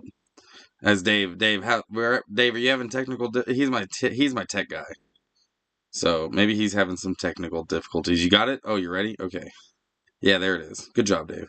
So uh this is Leavenworth, Washington. This is like what parts of it'll look like. Neat little fucking German mountain town almost, right?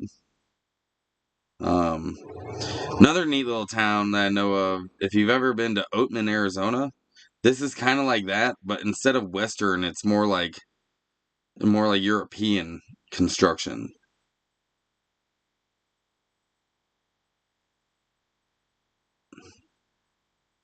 Dude, this is Chinese torture. I really do need to get a fly swatter. That's what I'm doing with payday. Is I'm getting a fly swatter. I know I'm gonna be a big spender. I wonder if they sell them at Goodwill. So here's a picture of where Dave is talking about, Leavenworth, Washington. Fucking beautiful little town. Mountains too in the background. It's right like at the base of this ski resort too. There's a ski resort when you go up the hill from there. Definitely worth seeing if you're ever up in the Pacific Northwest. Do it. You won't be disappointed.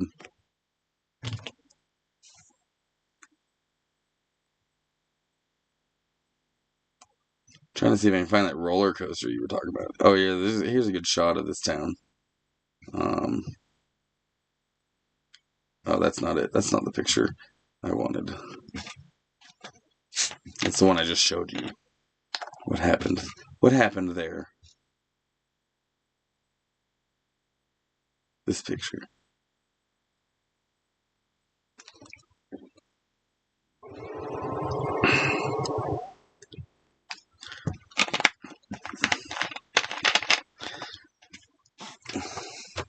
Hey, D-Lo, bring that up. Bring that up while we wait. Bring up that picture of Leavenworth, Washington. Look at that. Look at that. The leaves actually change too. It doesn't do that here because it's pine forest. I mean, there's no leaves. They're all needles. Um, I mean, it does get brown here, but not like this. Look at all the reds and the oranges and stuff. Those are colors I can see. That's cool. Um, Cascades are some of the prettiest mountains I think we have in America. Like the Rockies are cool, but fucking Cascades are prettier because you can get up in them. You can get all up in them, and it's not that difficult. Parts of the Rockies are very difficult, but not the Cascades, dude. You can get all up in the mountains, and it's phenomenal. The Rockies don't have the lakes that we have. We have tons of lakes in the Cascade Lakes Highway or the Cascade Mountain Range. Rivers, fucking hot springs. Like Colorado, eat your heart out, dude. Don't get me wrong, I be liking Colorado too, but I mean, look at that. That's Leavenworth. That's where Dave's right out of. I could show you pictures of where I'm at. I'm gonna show you pretty pictures of my town. Show you where I am.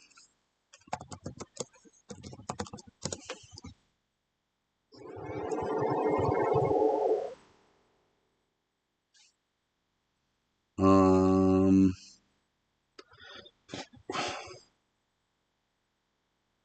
Well, this isn't in Bend, but it's like 20 minutes outside of Bend. But I'll show you some pictures of the city too. Hey D-Lo, bring that picture up of Bend. That place right outside of Bend. There it is. This is Tumalo Falls. It's like 20 minutes out of Bend. You drive up into the mountains. It's got a neat little hike to the top of the falls. In fact, if you look right here, there's going to be an overlook. They caught it without anybody in it. That's kind of cool. It's a smooth picture. But yeah, we have needles. We ain't got leaves. We got needles and water. Maybe that's why we have needles in Portland. What do you think? Think it's because of all the pine trees? Like if they had leaves, they wouldn't, like, they'd throw their needles away. Am I asking too much? So we have what's called a butte right in the middle of Bend. And there's got to be a picture from the top of the butte somewhere on this.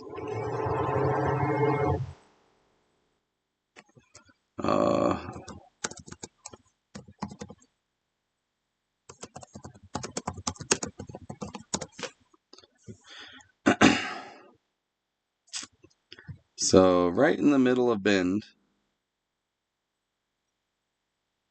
we have what's called a butte. A butte is, if you don't know, I'm not trying to mansplain or be condescending, but it's like a small volcano, essentially.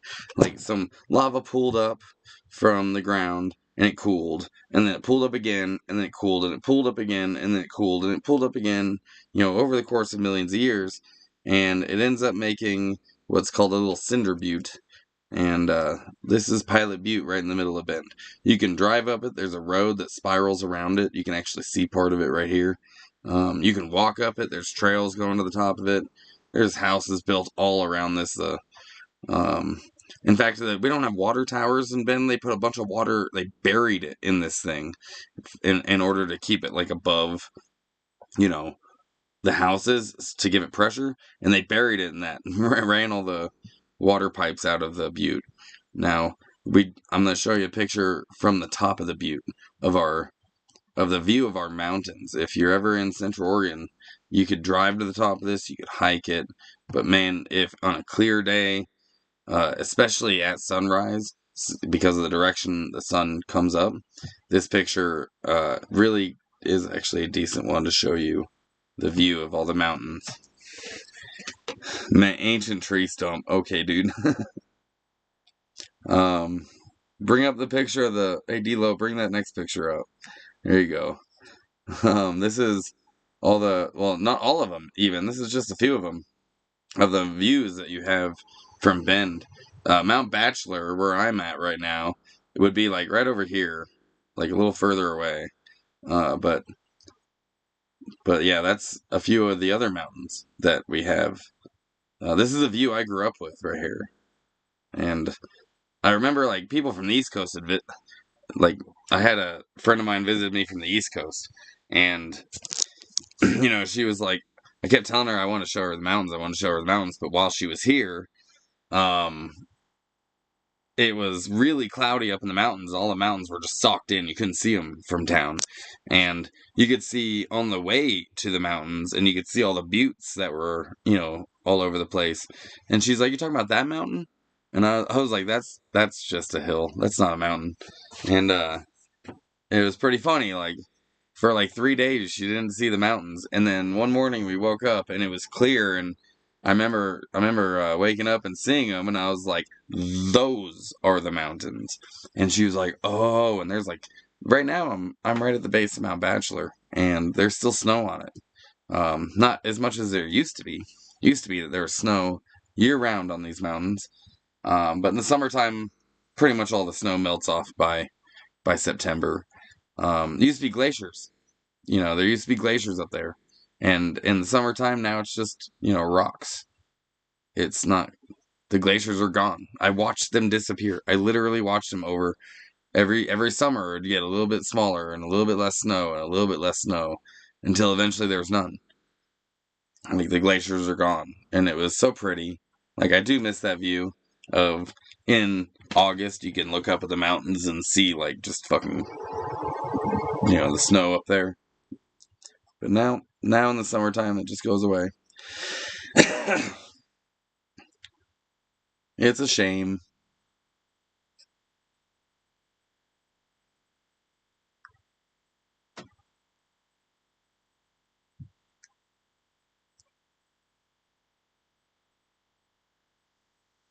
Womp womp.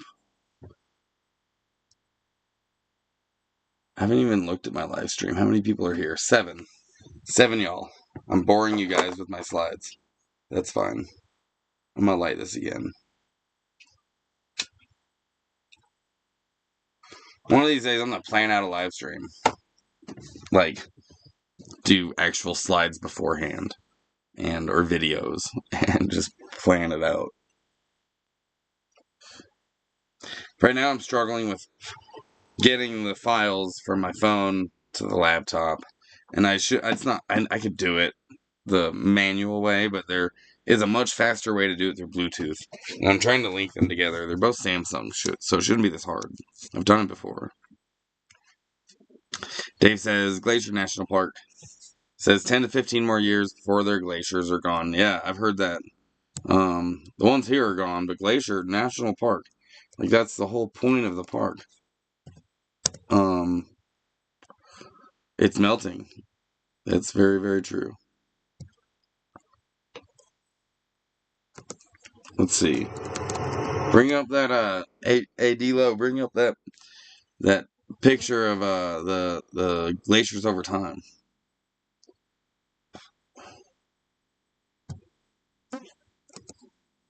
See if you can pull that up.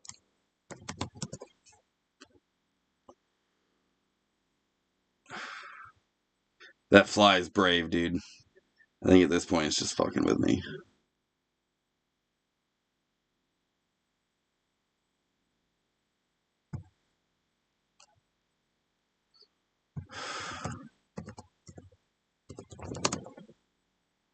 What kind of live stream would you guys like to see?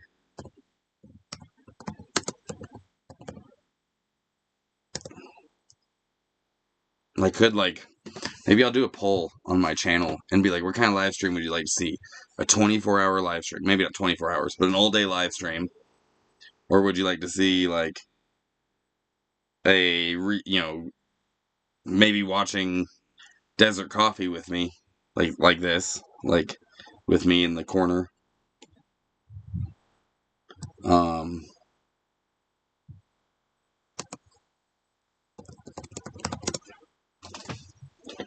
Kind of live streams would you guys be interested in? Porter's mom. That's the kind of live stream. If I could find her, I would make her love homeless people. She wouldn't be able to walk by one ever again without giving them $1.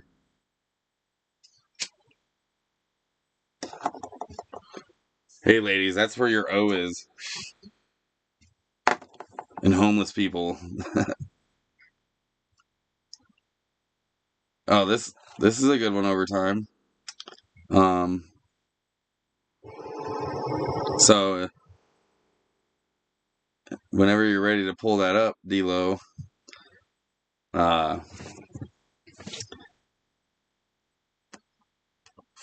still want to get a burger from that spot, Dave. I'm not gonna let them beat me.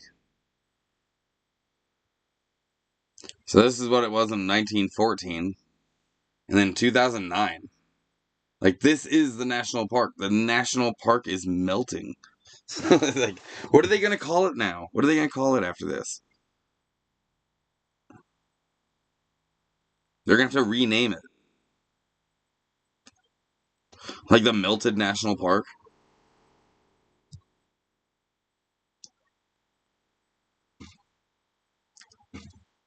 That's 2009 also. Like, it's been a couple of years since then. Like, there's been some time. Since 2009, it's probably worse now.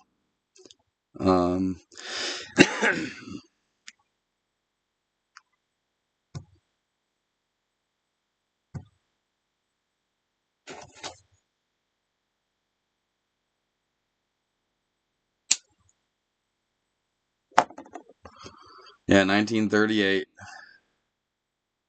1981, 1998, 2005. I don't even know if that's actually in the Glacier National Park. It just came up in the search. D-Lo, if that's not in Glacier National Park, we're blaming you. You're my tech guy. Global Warming National Park, yeah.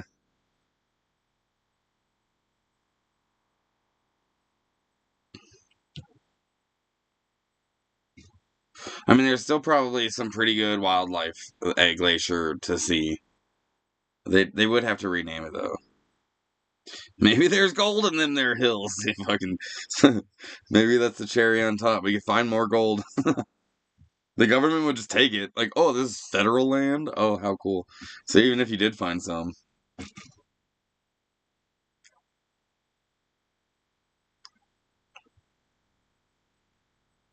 So this was like 20 years ago. 2005 was when this picture on the bottom was taken. 1911. That's a good gun.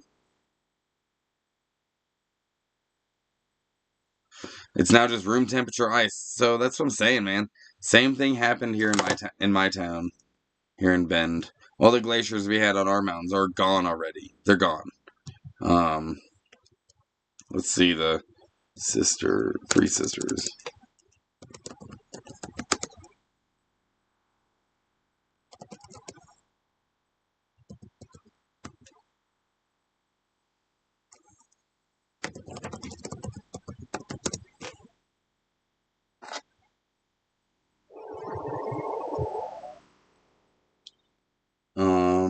Let's see. I don't think they have any overtime of these mountains.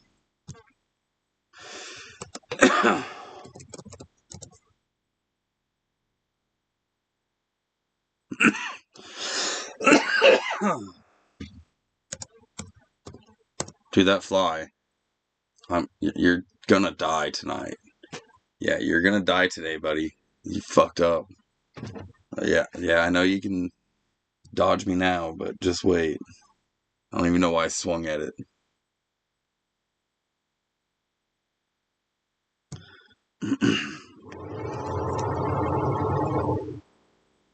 So here it is. Here's a good one of, is this? No. Yes? Where the fuck is this? Is that even here?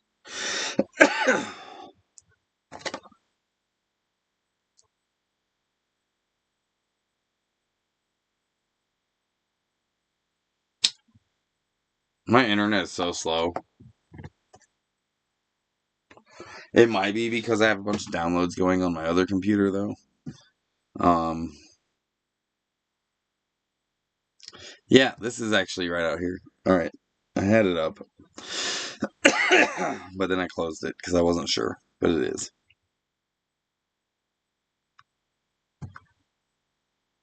This is the glaciers from where I grew up that are gone. I didn't recognize the names, but apparently they named the glaciers themselves, not the mountain. But this is. It was sad to watch. I literally watched it happen year after year. The glaciers just go away. And now they're not even. This is 2023.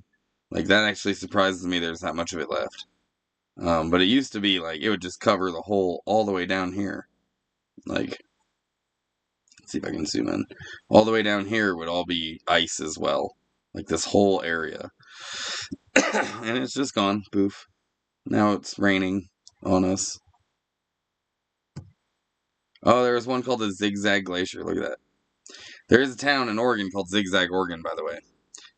It's nothing but a ranger station for for for the national forest there, but Zigzag, Oregon. Did you ever figure out the alignment deal? I was thinking about that today. I do alignment on my own cars, but not an RV. I've not figured that out. I haven't even made. I made that one phone call while we were on live stream last time, but I haven't called him back because I really just don't have the money. I get paid on the first, so maybe I'll call him and get a quote and figure out exactly how much it is. In fact, let's do that right here on live stream. That's a good call because I need to be getting something accomplished today. Maybe this is it. I make a phone call and then I just fuck off for the rest of the day. I really need to get my batteries out of my van and into the RV, which that's what I'm gonna do today. Unhook the batteries and turn everything off, and then unhook the charge controller, I gotta swap the charge controllers too, because the old one, it doesn't say anything about lithium on there, and I don't trust it. So I'm gonna put mine on there that I know is for lithium. But I think that was probably the last phone call I made.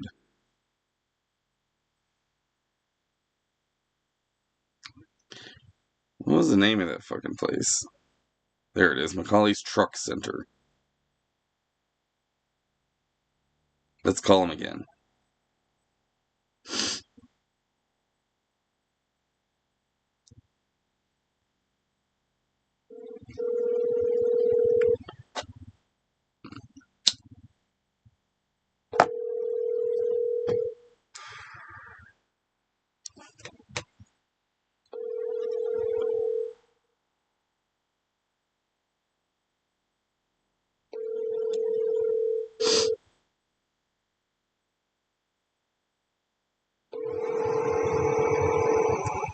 Womp womp womp. Telephone number 541-383-8269. Can't take your call now. At the tone, please record your message. Did they hear me roast them about their voicemail? Or press pound for further options. Hey, I'm just calling to see if you guys do alignment on motorhomes. I've got like a 35-foot 1994 RV that I need something going. There's something going on with the alignment, so I'd like to get it checked out. I don't know if you guys do that stuff or not, but if you do, if you can call me back, my phone number is just 1 second.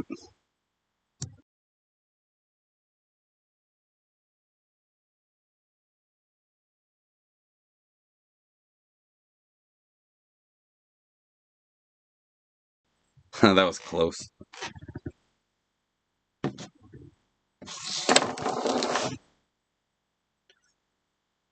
That was close. I almost like dropped my phone number on live stream. I'll give you guys my Facebook. I'll give you guys my email and my Instagram. Yeah, I'm not giving you my phone number. I'm dumb. I ain't stupid. Or is it the other way around? Either way. That ain't me, bro.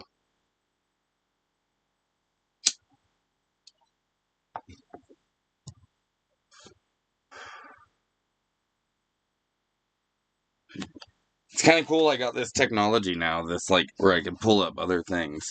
You know, like, I kind of wonder if now's the time to start talking politics. Totally kidding.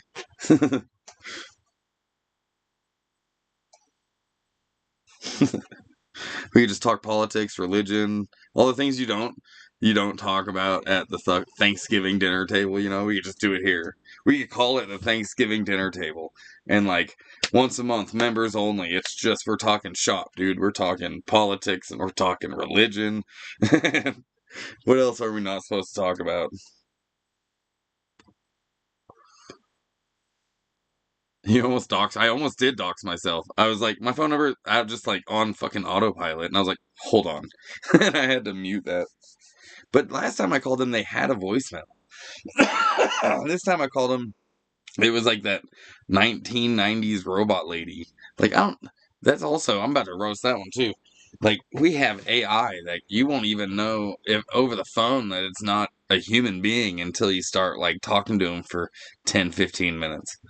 But that's the best they got still. Like, that's our voicemails, like 1990s fucking digital voice bullshit. Come on. Come on. Actually, I want to kill this fucking fly really bad. But I also want to use, I want to start using AI in the RV. Like, once I get this power problem situated, I'm not going to run AI in, you know, like on a computer here. I would, you know, just access it from the internet. But, I would like to incorporate AI into my RV. That way I can give my RV a personality. You know what I mean? Like, it could just have this, like, underlying code. Like, this is your name. This is, you are an RV. You are a motorhome. and maybe I can hook sensors up to the motorhome using some Raspberry Pis, and that AI would be able to tell me the temperature and maybe where my batteries are. It could give me the temperature or like it could, I don't know, you could put how much water you have left, or propane, how full your propane is. Have it on a digital meter or some sort that you can program into a Raspberry Pi, and have all of these. I don't know. It'd be such a pain in the ass to do, though. But that would be a dream come true, and I could just talk to the AI and be like, because this thing's name is SS Sisson, or maybe I just nickname it George, and I could talk to George and give it George's fucking voice. We could pull it off of the movie Desert Coffee, and have George like, "Hey, my tires need air, you bastard. Go fill them up. Stop being lazy." And then I would probably go do it. Like, give it a personality.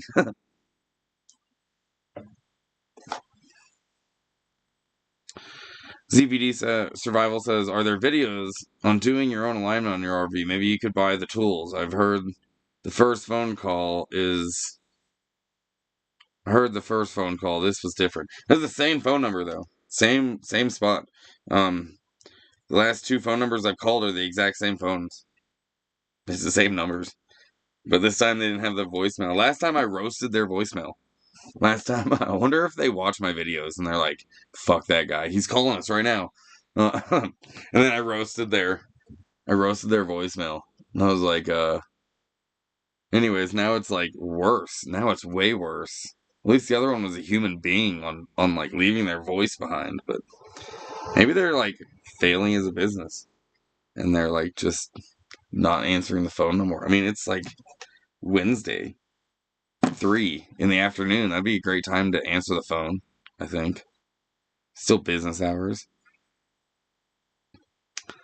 Or the videos of you doing your own alignment on an RV. Maybe you could buy the tools. So I definitely should look into that. One thing I do need for this RV, and I don't have, and it's like silly I don't have one already, but I need a jack. I need to get a jack for the RV, just in case,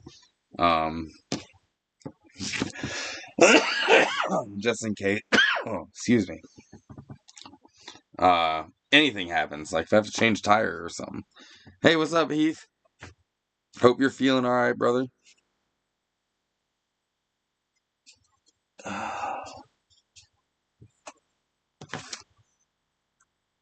How you been? I just got done. I think I'm gonna try to save the rest of this, because I just got done smoking that, but it's the last little bit I got until Friday. But I still have a vape pen. But this thing's all wonky, dude. It's like loose, like a loose tooth. And it'll just spin forever. Like, you can keep spinning it and spinning it and spinning it, and it doesn't stop. It's like stripped. The threads are stripped somehow. But it still works. Like, it's still, like, it'll still take a hit.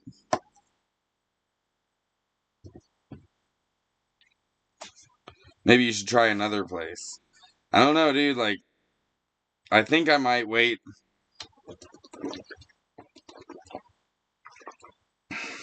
until I get to Salem, simply because there's not much here for bigger rigs. Like, there's no truck stops here. Maybe I could I would assume that the technician would have to do, or not just RVs, but like semi trucks. That's really what they do. So, there's literally not much here. There's another one. All the RV shops around here do appliances. Like, they'll fix your fucking fridge, or they'll diagnose your electricity. But for like mechanical stuff, you don't usually go to an RV shop. If that makes any sense, because this is also a house, so it's got all those things too. But there's a special kind of house things, like the appliances. So they're not electric, they're propane, and I would love to switch everything in here to electric. I would love to have my fridge be completely 12 volt, and I would love my range to be 12 volt and just have enough power for all of that. But that's a lot of money. Sharon's in the house. Just got here. Do you have duals on the back of your RV? I do. I have dualies. He says he's tired, sick, trying to feel better. Dude, I hope you feel better. I really do. If you guys don't know, Heath has been battling a lengthy illness. And, Heath and Bobby are friends of mine from the Slabs. They were friends of ours at the Slabs. They were neighbors of the Ponderosa. And, now Heath is pretty sick, so everyone's sending good vibes over there to Heath and Bobby for healing and everything. They're good folks. I hope you feel good, man. I hope you got enough ganja to get you through the worst times.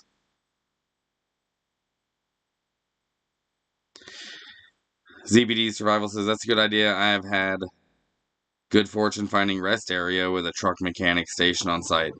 Just tell them it's an emergency. I have never seen that. I don't think we have that. Our rest areas here are literally like just bathrooms. And like a pet relief area. We don't have fancy ass rest areas here. Truck stops, I figured would be my best bet, but there's not a truck stop anywhere near Bend. It's like 40 miles south of Bend or like 50 miles north. So in Bend, there's not much for semi trucks. It's not really I don't know. You don't really come through here if you're going north in Oregon, and you don't really come through here if you're going south. You'll probably come through here if you're going east or west, but those people out in the east are probably getting their deliveries from Boise. It's closer.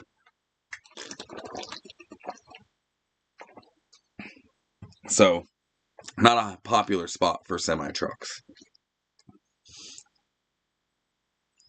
Gas station.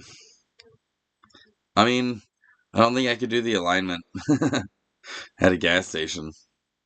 There's got to be. I'll make some phone calls. There are a couple of RV mechanics, and then another truck and auto repair spot. So I don't know if they're talking about semi trucks or like pickups, because all they have is pictures of pickup trucks. And then they have, oh, that's obnoxious. So they'll have a, what's it called? Camping World is on here. I guess they have a mechanic. I'm not going there. Not unless I want to spend like twice as much money for the same fucking service, same thing. North, yeah, there's this other one, but it doesn't look like. So I think this thing has to go onto a machine, right? Like they put it on a machine and they spin the tires to see like where the alignment is, and then they fix it. So, yeah, like that's what I need. I'm pretty sure, but yep, when you're touring out, keep an eye open, maybe on a major interstate. So that's where I'm going next. I'll be going over the pass towards Salem. That's my next adventure, and Salem's on the I-5. So there's gonna be mechanics somewhere out there that does semi trucks. There has to be. Like the last truck stop I went to had a mechanic on site, so I went over and asked him, like, "Hey, do you guys do alignment?" And he said, "No, they don't have the machine for it." And I was like, "Okay." But yeah, I need to get closer to an interstate. There's really not much around here, but maybe I'll get lucky. You know what I mean? It's like Midas. It's suggesting Midas. I don't think Midas will be able to do it, dude. This one, maybe them. Coach Masters of Bend. RV repair shop. Offering a variety of services, including refrigerator replacements, coolant leak repairs. See, they work on appliances. They don't work on the engine. And I need the other kind of RV mechanic. Dave, never been to Salem? I mean, you're not missing much, bro. I hate to say it. It's the capital of our state, but outside of Salem in the woods is really fucking cool. It's worth it. But the Salem itself is my memories of Salem is when I was in the Oregon National Guard, the MILDEP military department headquarters was in Salem. So I'd have to go to Salem all the time for all sorts of shit throughout the years. And then again, when I got out of the military, I started working for the employment department. And guess where their headquarters was also in Salem. So I'd have to drive to Salem all the time. And those buildings are so near each other. So the majority of my memories of Salem has been, just fucking work. So maybe that's why I don't know. I don't think Salem's all that impressive. Rest areas on I-5 have free coffee anywhere around I-5. You'll probably find a mechanic shop. Yeah, so I'm like 3 hours from I-5 from where I'll be going. So, maybe I really hope to find one here though, because I've got a pass to drive over. There's a mountain pass, and it's not a bad one. It is in the winter, but in the summer it's fine. But I still would like to have that alignment squared away before I start driving over a mountain pass. So, like, I added, like, probably a day and a half to my trip from Montana to Oregon. And I added way more time in Idaho than I wanted to. But I did that to avoid the pass out of Coeur d'Alene, Idaho, which is just this, like, it might as well be a fucking free fall in your vehicles. And it's like, didn't want to do that with the way my alignment was. This thing hadn't been driven in a year. I wanted to take it easy on it. So I added some time to my trip just to stay off of a mountain pass. So same thing. Now I'd like to avoid a mountain pass if I can get the alignment fixed here. ZPD Survival says, alignment is adjusting front, back, toe in or out. You're talking about front, back, toe in or out. Not spinning tires. Oh, that's balance. It could also be the bushing or tie rod. That's why I'm concerned about fixing it if it pulls so much to one side. Yeah, that's what I'm worried about too. A tie rod, I guess, or a bushing. So I do need to get that checked out before I start driving it over the pass. The annoying part about that is that while it's being worked on, like, I live in this thing.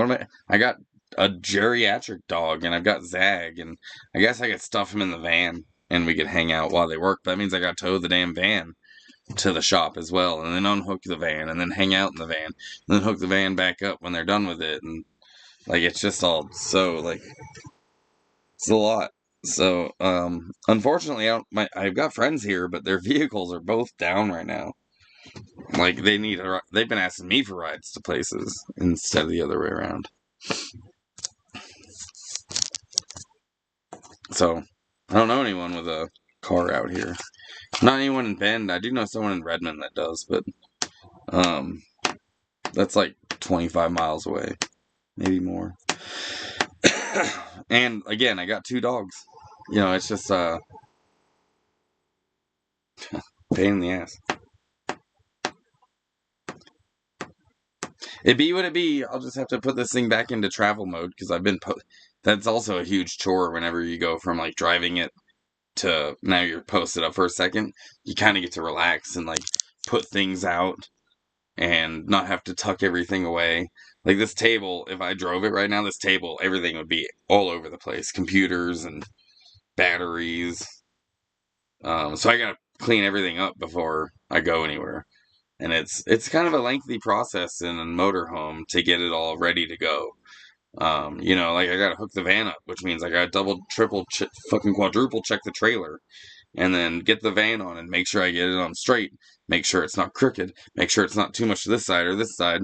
I'm doing this by myself, so I'm like head out the window and finally get it up there, and you gotta strap it down, right, and make sure that's tight enough. And then you gotta check all the doors all the way around, all, like, the flaps and all the openings and all that shit. Make sure none of them are open. Close your vents. You gotta make sure you close your vents. I usually turn off my propane when I travel. That means you gotta make sure the switch for the fridge is turned off so it doesn't keep trying to light. Click, click, click, click, click. You gotta take anything that you've been putting up on, like, countertops or anything like that. You gotta pull them down. They can't stay up there. They're not gonna stay up there. Not unless you, like, glue them down or screw them down or Velcro them down or something. And even Velcro might not work depending on where you're going. there's probably more I'm missing. There's probably stuff I'm not thinking of. So, yeah. Heath Bobby says I have 18 dogs. You do got a lot of dogs, bro. I remember when I visited you. You guys had to like tuck them away, and we hung out all day. But you do got a lot of dogs.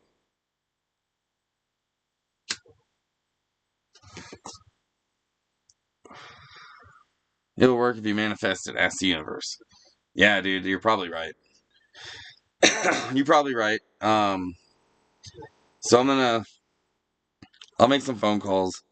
I got to get these batteries swapped out. I actually feel like I got so much to do and no motivation. That's what I felt like the last couple of days.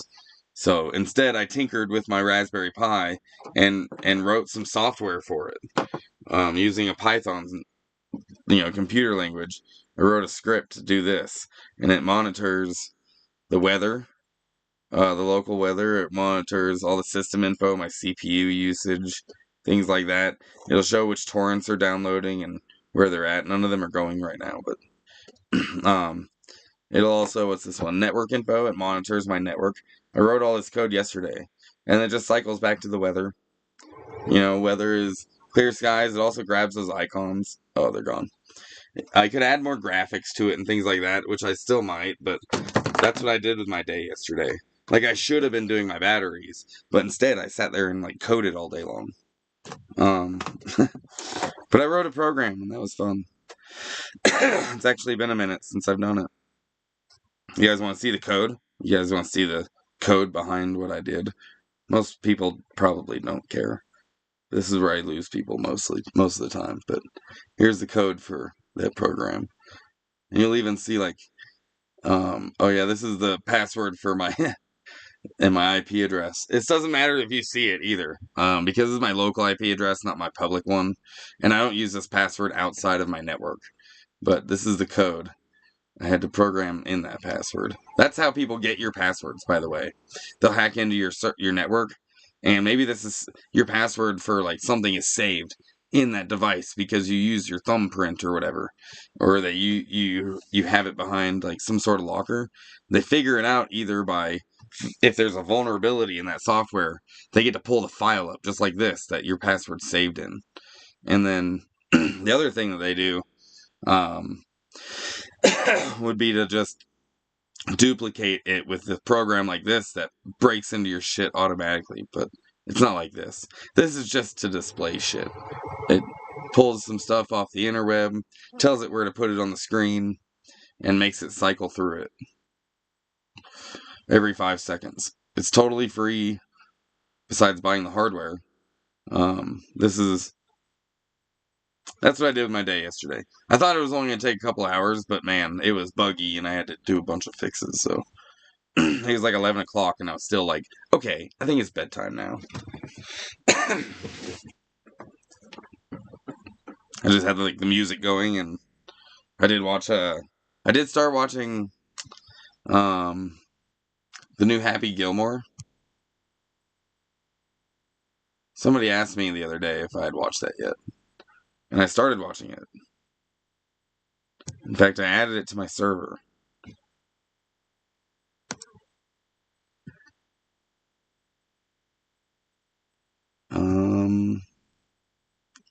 Yeah, Happy Gilmore 2. Has anyone seen it yet?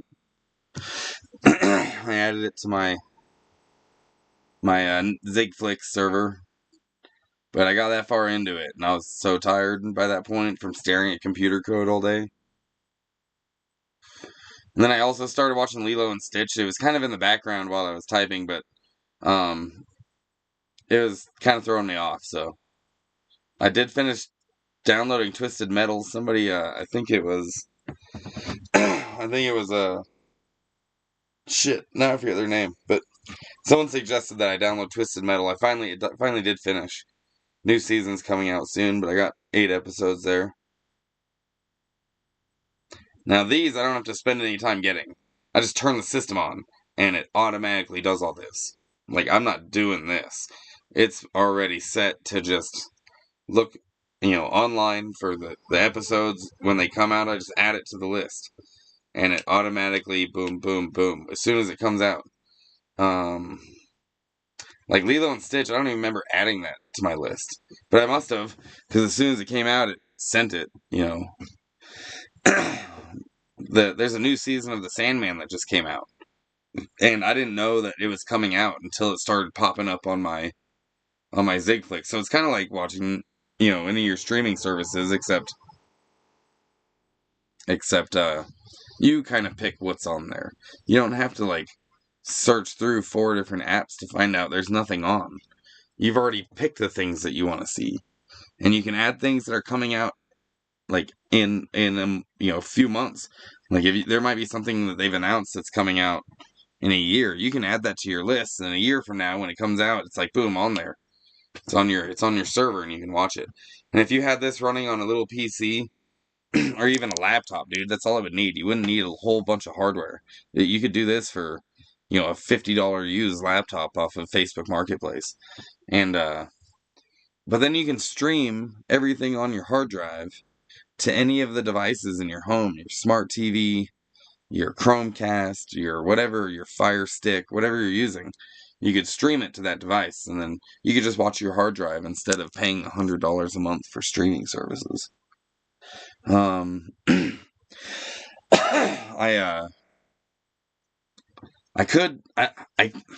it's not. I couldn't show you in depth on how to do it. You'd have to get some of your information on your own. But I could show you guys how to link up all the programs so they all talk to each other. And then there's going to be parts of it that you're going to have to, I guess, just go fucking Google or look on Reddit or something. But it's not that hard to do. Because there's parts of getting your movies completely acquired movies. That's all. These are legally acquired, YouTube. But I could show you how to, do all this. Maybe in one of my tech videos that I'm going to do.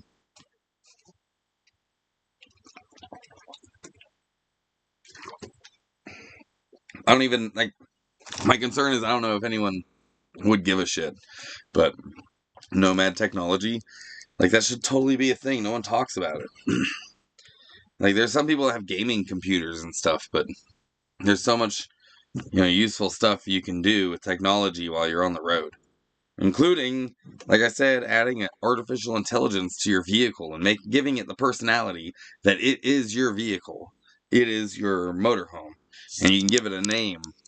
And you can add sensors to, different, like, how much fucking gasoline do I have? And you could just add all these things into your RV and then talk to your vehicle, talk to your house. It's easier to do in a house because it doesn't have an engine to monitor. But, naming your house and giving it a personality, you could even give it kind of a sarcastic personality if you wanted to. Like, make it roast you sometimes. Mine will. Mine will definitely be sarcastic. But helpful.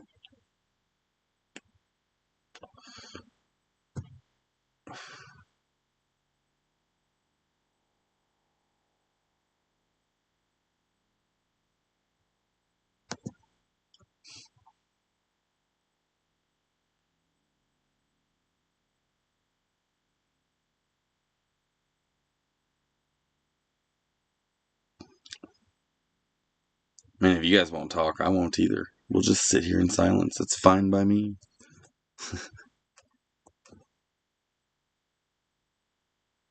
All 7 of you. How many people are watching? Let me refresh this. I don't know. I don't have my count up. It doesn't show me anywhere on here how many people are hanging out.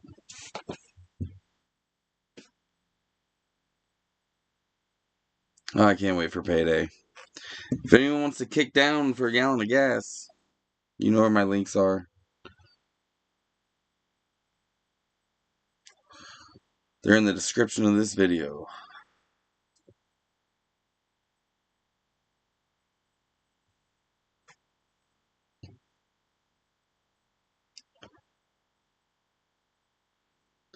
My internet's so slow. Maybe that's why. I bet my picture's not that great. I bet it looks better on my screen than it does your screen.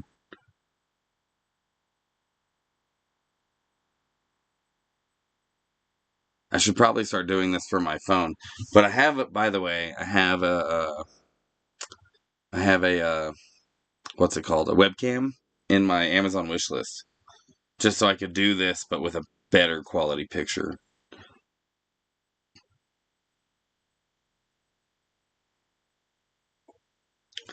So, and it also doesn't tell me how long I've been streaming this way either. There are some pros and cons from streaming from my phone versus using software like this. But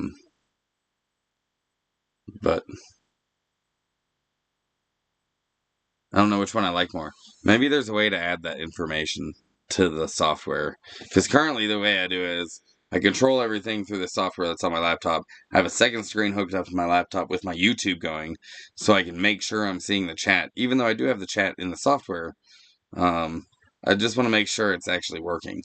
Because I don't really trust the software yet. But I can't see how many people are watching until I look at my YouTube that's up. And it's kind of obnoxious to also see myself um, like 3 times right now because I see myself on the second screen, I see myself on this screen, and then I have a preview screen where I can see my other screen.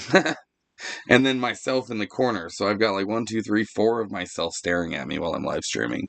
So that makes it super awkward. Behind the scenes.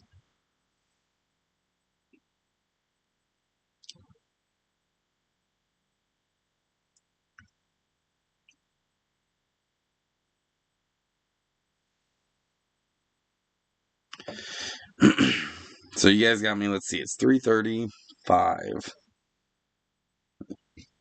You guys got me for, how about another like 10 minutes?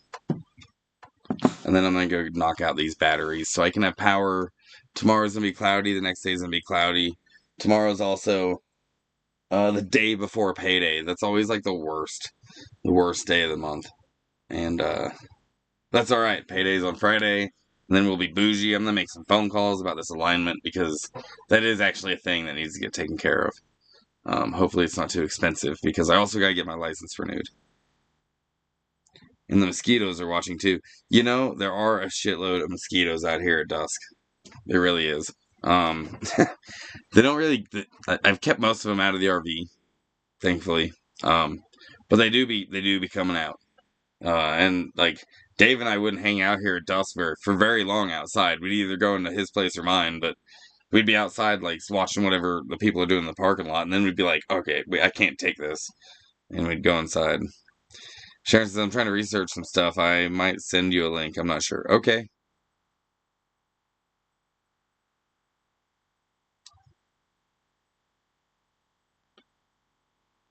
What do you guys think I should eat for dinner? And it's gotta be like, I mean, it's gotta be something I have out of a can, basically. I do have some cheese. I got some pepper jack cheese, and I got some bread, and I got some butter. So I honestly think I'm gonna make grilled cheese. But I have a pantry. Put some like chili in it, like soups that I'll probably not ever gonna eat. I need to give those away. Oh, you were talking about screens. Thankfully, all the screens are in here. Um, but there is a lot of shitload of mosquitoes outside.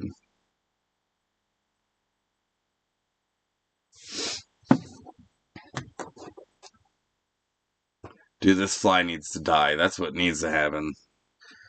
I'm gonna go do the batteries, and then I'm gonna get a towel. I'm gonna chase this fly down,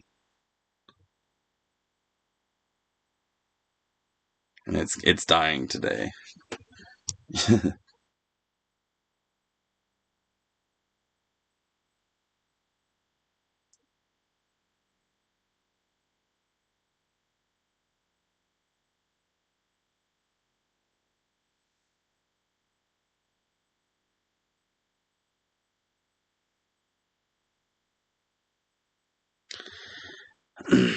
Grilled cheese with good spices, medicinal. What spices would you add to grilled cheese? You know what I'd honestly like to do? is not cook for myself and get fucking go into town and get something. Like, there's not much, right, as you pull in town, but there is a Safeway. They do be making pretty bomb sandwiches in that Safeway.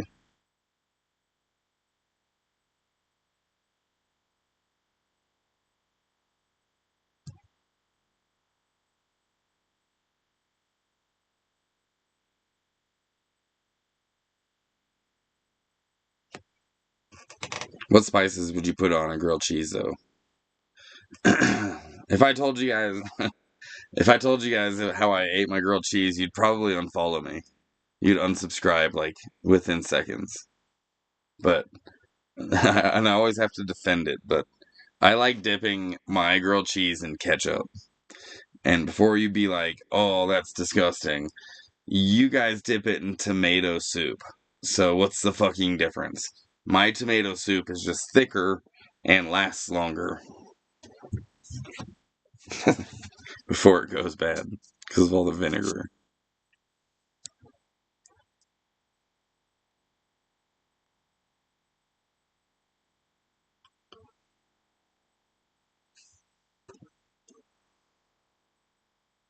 But what spices? I do be gotten spices. I got a lot of spices, actually.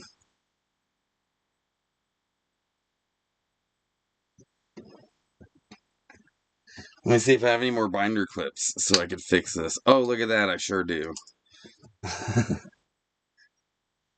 If you ever end up living in a vehicle because the economy collapsed, you'll definitely want to invest in some binder clips. They're pretty useful.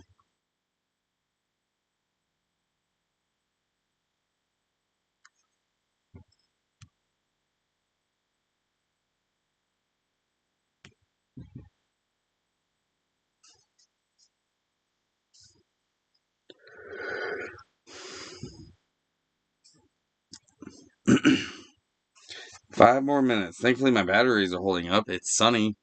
I can see clouds. The next 2 days are supposed to be cloudy, and I need to prep for it with my lithium batteries, so that way it'll actually last. And then I can bring my fridge in here too. Ooh, basil, turmeric. I think I've got both of those. Black pepper, I do have. I have garlic powder. I might have curry. I might not. I have paprika. Always good to put an onion on it. All right, sold. I'm gonna do that. I'm gonna do that with butter. That's dinner. Basil, turmeric, pepper, garlic. I don't know if I got curry, but I might even I might have some chili powder, some chili pea, or like what is that stuff? I've got something up here that's hot. Oh, I got Cajun seasoning. That's not what I was thinking of, but that sounds good. Oh yeah, cayenne. I got some Cajun seasoning and I got some cayenne powder. Yeah, that area has more mosquitoes than I've ever seen, but it's beautiful there. So I got a mosquito story. A buddy of mine, that friend of mine, the friend of mine that was in the army, I showed you with that sunset picture earlier in the live stream. Um, we used to do this like man versus wild thing up here in the mountains every summer, and him, and this other dude that wasn't in the army. But we'd come up here and we'd go. Most of the lakes that we have up here, you have to hike to. You can't drive to them. So we'd find a spot that we'd hike in, stay at a lake or something, and we would each bring an MRE, and we would try to stay a week. And um, we would try to stay a week just living off the land. We would bring a tent or whatever, but build a shelter and make our own fires and stuff. We were just being fucking like dumb little nerdy survivalist kids. And one of the lakes we went to, we made it, I think, let's see, we made it that evening and the next morning, and then leading up to the evening, we decided to fuck off and leave because the mosquitoes were so bad. So bad. That evening, it was just like we all stayed in our little tents instead of doing anything and fishing. And the next morning, we wanted to have a fire, so we started a fire, but we got eaten alive in the morning. And that night, we were like, dude, there's going to be that many mosquitoes out here in the morning, too, and tonight. So we just decided, like, nope, nope. we ate our MREs and we hadn't eaten anything either because we couldn't fish. The best times to fish is when the mosquitoes are out. So we just decided to eat our MREs and go back into town. We were done. We made it one night. Onion, tuna, cheese, spinach, tomatoes. Go with your cravings. Yeah. If I was going with my cravings, I would probably not. I would add some sort of meat to it. At least bacon. Maybe sausage, grilled cheese. Bro, that actually sounds good.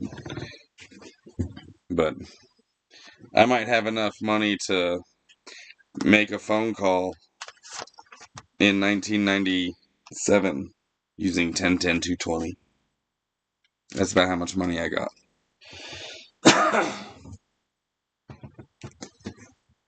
Maybe tomorrow, or day after tomorrow, whatever. Maybe that's when I go with my cravings.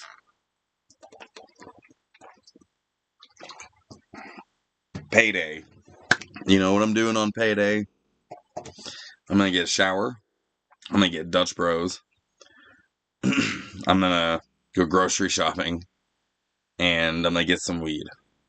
That's my mission for the first. I do have some bills I gotta pay every first. It's like a giant chunk of my money goes towards like insurance and whatnot. So, plus I gotta get fuel, dog food. Make sure the RV has propane. I need to put propane in the RV because now I have that adapter and I can fill up the propane. Yeah, I am nervous about this next month because I also still have to get my driver's license renewed. Cravings? Ribeye. What am I craving? I'm craving not cooking for myself. I'm craving going somewhere that I don't have to sit down and eat, but I also don't have to, like, it's not fast food. I don't get it from a drive-thru. Maybe I'll order out, like, order for them to go pick, or for me to go pick it up, but I don't know what I'm craving. I'm craving not cooking. That's what I'm craving. But I always, like, beat myself up a little bit whenever I eat out because that's like 4 days of food, 3 or 4 days of food. Hey, buddy, you're still here. You caught me right at the end. I am still here, but I said I'd be leaving in 10 minutes, and that was exactly 10 minutes ago. But I'll stay for another 5 because you showed up, Jay. I got you, bro. I am still here. We were just talking about what foods we're craving before I go make grilled cheese. Oh, clouds just rolled over. So my batteries just dropped down to 10.8. Yeah, that's what I'm doing after this. Is taking care of these batteries, dude. These AGMs that are in this RV were probably done before I got to it. I haven't put any heavy loads on it, so at nighttime I didn't even notice. I was just using the lights during the day. What was I? I don't even think I was plugging anything into it. It was just the lights. Oh, and the water pump. And it was never a problem. But I was mainly using my jackeries for power. But now that I've got the inverter and I've got this 12-volt outlet plugged in, I'm really seeing like these batteries are done, son. So I gotta pull the 2 100 amp hour batteries I have in the van. I gotta pull those out and put them in here and just swap them out with the ones that are in the RV. And then I've got to pull the fridge out of the van and bring it in here because now there's no power out there. And that's my backup fridge. So it'll have to be in here from now on. And then I've also got to pull the charge controller out of the van. So I'm just going to pull the whole system essentially out of the van and put it in the RV because the charge controller that's in here I don't think works for lithium. So ZPD Survival says, I did buffalo wings 2 days ago. Expensive. Rework your battery situation while you're stationary. Yeah, doing this on the road would be a pain in the ass. And I have access to dumpsters. There is a landfill nearby. I could leave the batteries at or AutoZone or something. But anyways, yeah. I'm gonna do that before I take off anywhere. I also need to do the alignment. I need to get the alignment squared away. So, just things. Buffalo wings does sound good too. I'm telling, come my way, you'll live like a king, bro. Where's your way? I think you've told me before. I forget where your way is. I would have hooked you up with a fat plate tonight. I appreciate that. I know you would have. I know most of you people, you know, you guys are great. You guys have been really helpful. Um,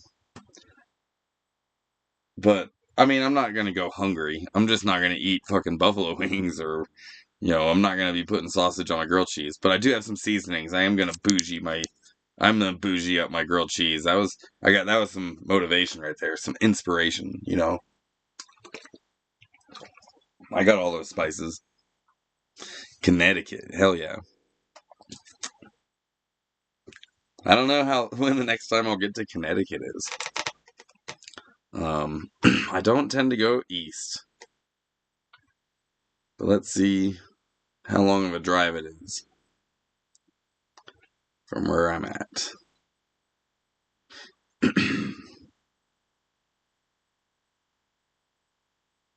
Are you in like Hartford or something? So it'd take a day, basically 2 days, 1 day and 20 hours. So 44 hours to get there, and that's driving time. You're gonna get your wings. I'll get my wings on Friday, dude, when I get paid. Unless anyone wants to kick down for some wings. I probably wouldn't use it on wings, to be honest with you. I would go eat out with it. That's what I would do with it. It would not go to something responsible. It would, because I could actually go use that money to go, like, $20 would get me enough, like, decent food for today and tomorrow. Um, I would definitely not do that. I would rather eat grilled cheese tomorrow and not cook today. Or vice versa. Eat grilled cheese today and tomorrow not have to worry about it. Bristol, Connecticut. You should. It'd be worth it. You know, maybe one day driving this thing across the country would be very expensive. So, I've been to Connecticut before. Um, you know, fun fact, I've been to all 50 states now. And I was just in Worcester, like last summer. I was in Worcester and, um, I probably drove right through your town, right near you. Where did we go after that? I don't remember. You're not that far from where I was last summer, but I didn't have the RV back then. Actually, I think I flew in to Worcester. Some of the best blackberries I've ever seen are out in Oregon. If you should make pancakes with blackberry syrup for breakfast. I don't have blackberry syrup though, and there's no blackberries where I'm at. I live, you know, where I live. I don't know why I say that still. But where I'm at is more high desert and pine forest. If you want to get to the berries, you got to get to like the Oregon, the wet parts of Oregon, like up on the coast in the northwest part of Oregon. Will have more berries. Washington has a lot of berries too. Um, but yeah, I ain't got nothing like that, dude. Nothing. I do have some regular maple syrup though.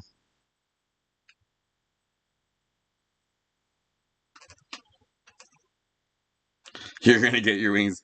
I meant your nomadic wings, flying well. Yeah, well, I'm also probably now gonna get wings on Friday.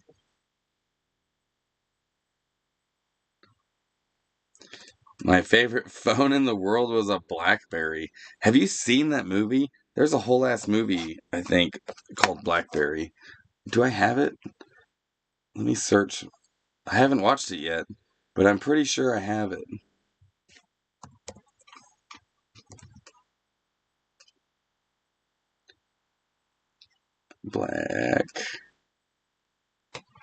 BlackBerry, yeah.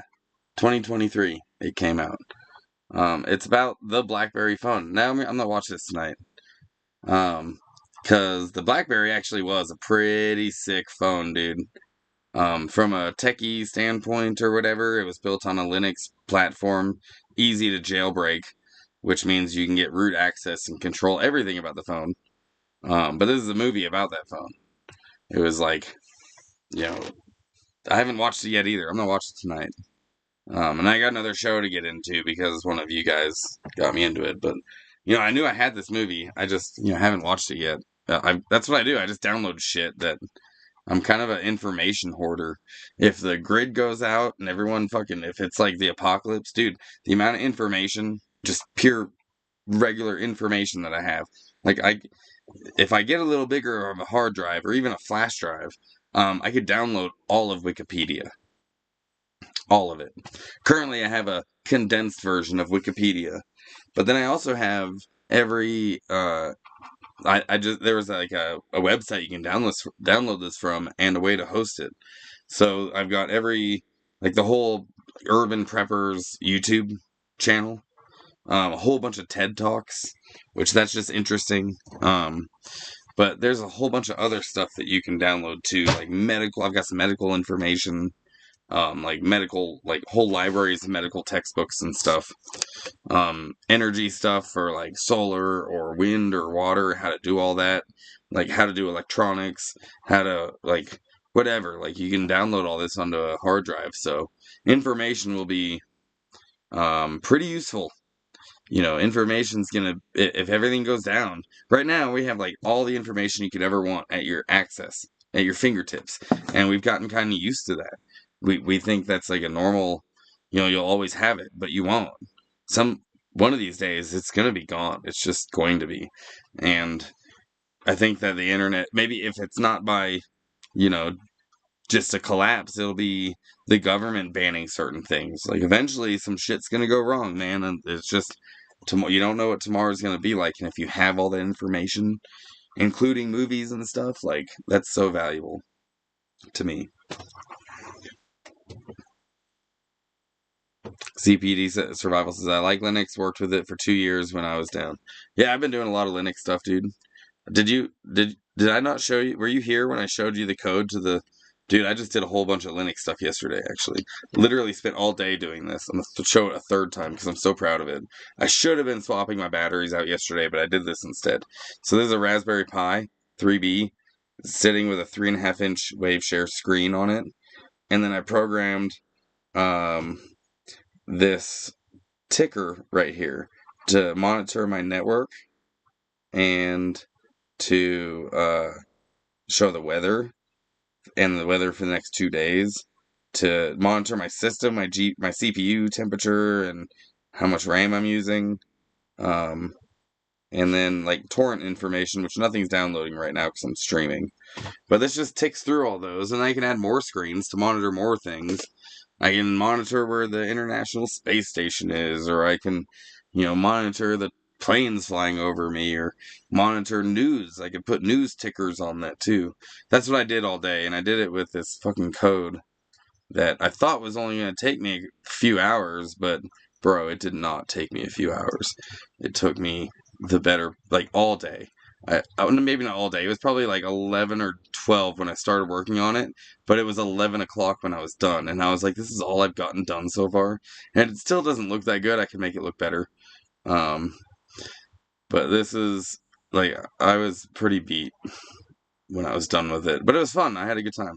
It was, been a while since I've done coding, so making that little thing for the Raspberry Pi is going to be neat. I'm going to add more to that because I also have a temperature sensor that I can plug into a Raspberry Pi, and I'm probably going to use that on this one because this one has Wikipedia on it. It has all the TED Talks, and it also has my Pi-hole on it and monitors my network so no ads get on it. But yeah, I'm probably going to add that to this one and then just tuck it away.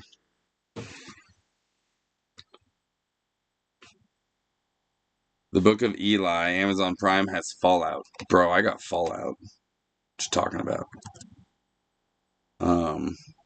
If you were camping near me, you could have Fallout too. So if you get yourself like a Jellyfin server, maybe I'll do a video. If any of you are actually interested in learning how to set all this up, it'd be pretty easy for me to show you. I wouldn't be able to show you everything because some of it's illegal. This is only for use of legally acquired movies. Okay, YouTube. But I got this completely legal copy of Fallout here, and the first season. Anyways, I don't think they have a second season yet, but I got that. What else you got, dude? I probably have it too. Book of Eli? I don't think I have Book of Eli. I might. Let's find out. I was just having a debate with someone about Book of Eli not too long ago. Was that Dave? He was like, he wasn't blind. And I'm like, dude, watch it again. No, I don't have Book of Eli. What do you think? Should I add Book of Eli? Let's go. Let's go. So here's how I would add Book of Eli to my Jellyfin server. First of all, there's some prerequisites. You would need a download client like qBittorrent, something like that. There's also something in the background I'm not going to show you. But it connects sonar together. It connects sonar and radar together, and it scrubs the internet. And I will give you a hint, it ends in ARR, just like these two do. ARR. There's another ARR suite that will find the movies for you. But you link this program up to that, and this program up to that other program, and then you hook both of these two programs up to here. And this is your download client. So you need like qBittorrent, and then this is for movie or TV shows, this one's for movies. So we're doing Book of Eli. I don't have it, so what we're going to do is we're going to go to add new Book of Eli. Right? Click on it, and then we start search for missing movie. Right there, we make sure that's clicked. I've done some other quality profile adjustments before this, when you first set it up. But then you just hit add movie. Boom. And it says it's missing. So, but it's starting the search already. So now if we go to qBittorrent and we go down, it should populate at the bottom of the list. There it is, Book of Eli. So whenever, it gets to this movie, boom, it'll get downloaded. And as soon as it's downloaded, this website will send it to my server right here. I got Happy Gilmore too. I started watching that yesterday, but anyways, yeah, that's a little bit like you do some Googling on the ARR suite, and there's a few different ARRs. One of them is the one that you use to populate these two programs, but this is the download client. Yes, he was totally blind. That's what I'm saying. That's what I'm saying. I was pretty sure he was too. That was the point of the movie. But I think it was Dave who was like, nah, bullshit. Like, he killed that cat at the beginning. I'm like, the cat stepped on a stick or something. I don't know. It's going to be like the 1980s and I'll be just fine, Sharon says. You know what, though? If the world collapsed right now, you know what I would do? I would build a movie theater. Like, with all the movies that I have. Maybe other people will come in with, digital copies of movies I can add to my collection as I go. There's definitely going to be other nerds out there who did something similar. So we could, like, trade and, like, get new movies from each other. Anyways, I'd start a movie theater. You know what I mean? And maybe an internet hangout spot, because I have Wikipedia, I have TED Talks, I have a whole bunch of information. It'd be like a digital library. So if it's 1980s, you could charge your device at my place because I'll know how to set up solar. You can search my intranet, is what it's called, an intranet, or you can download a movie on your device while you hang out. Dude, that's what I would be. That'd be a movie lounge of sorts, but we'd have like a movie night. That's what I would do. If everything collapsed, that's my retirement plan. But anyways, I'm gonna take off, guys. I gotta shut my power down. The clouds are coming, and I need to swap out the batteries. But right now, their batteries are at 10.8. So, yeah, it's time to shut everything down before it all overheats. So, anyways, thanks for being here, you guys. If anyone wants to kick down for some dinner for me tonight, feel free. My links are in the description of this video. But thanks for being here. It's been fun hanging out. Smoked my last joint with y'all. I wanted to show you the view from the way up, from into town, but my phone overheated because it's so hot down there. But gotta go take care of some shit and make me make that extreme grilled cheese. That's what's up. That's happening too. So maybe I'll even do that first. I might never do these batteries, bro. Anyways, miles of smiles, you guys.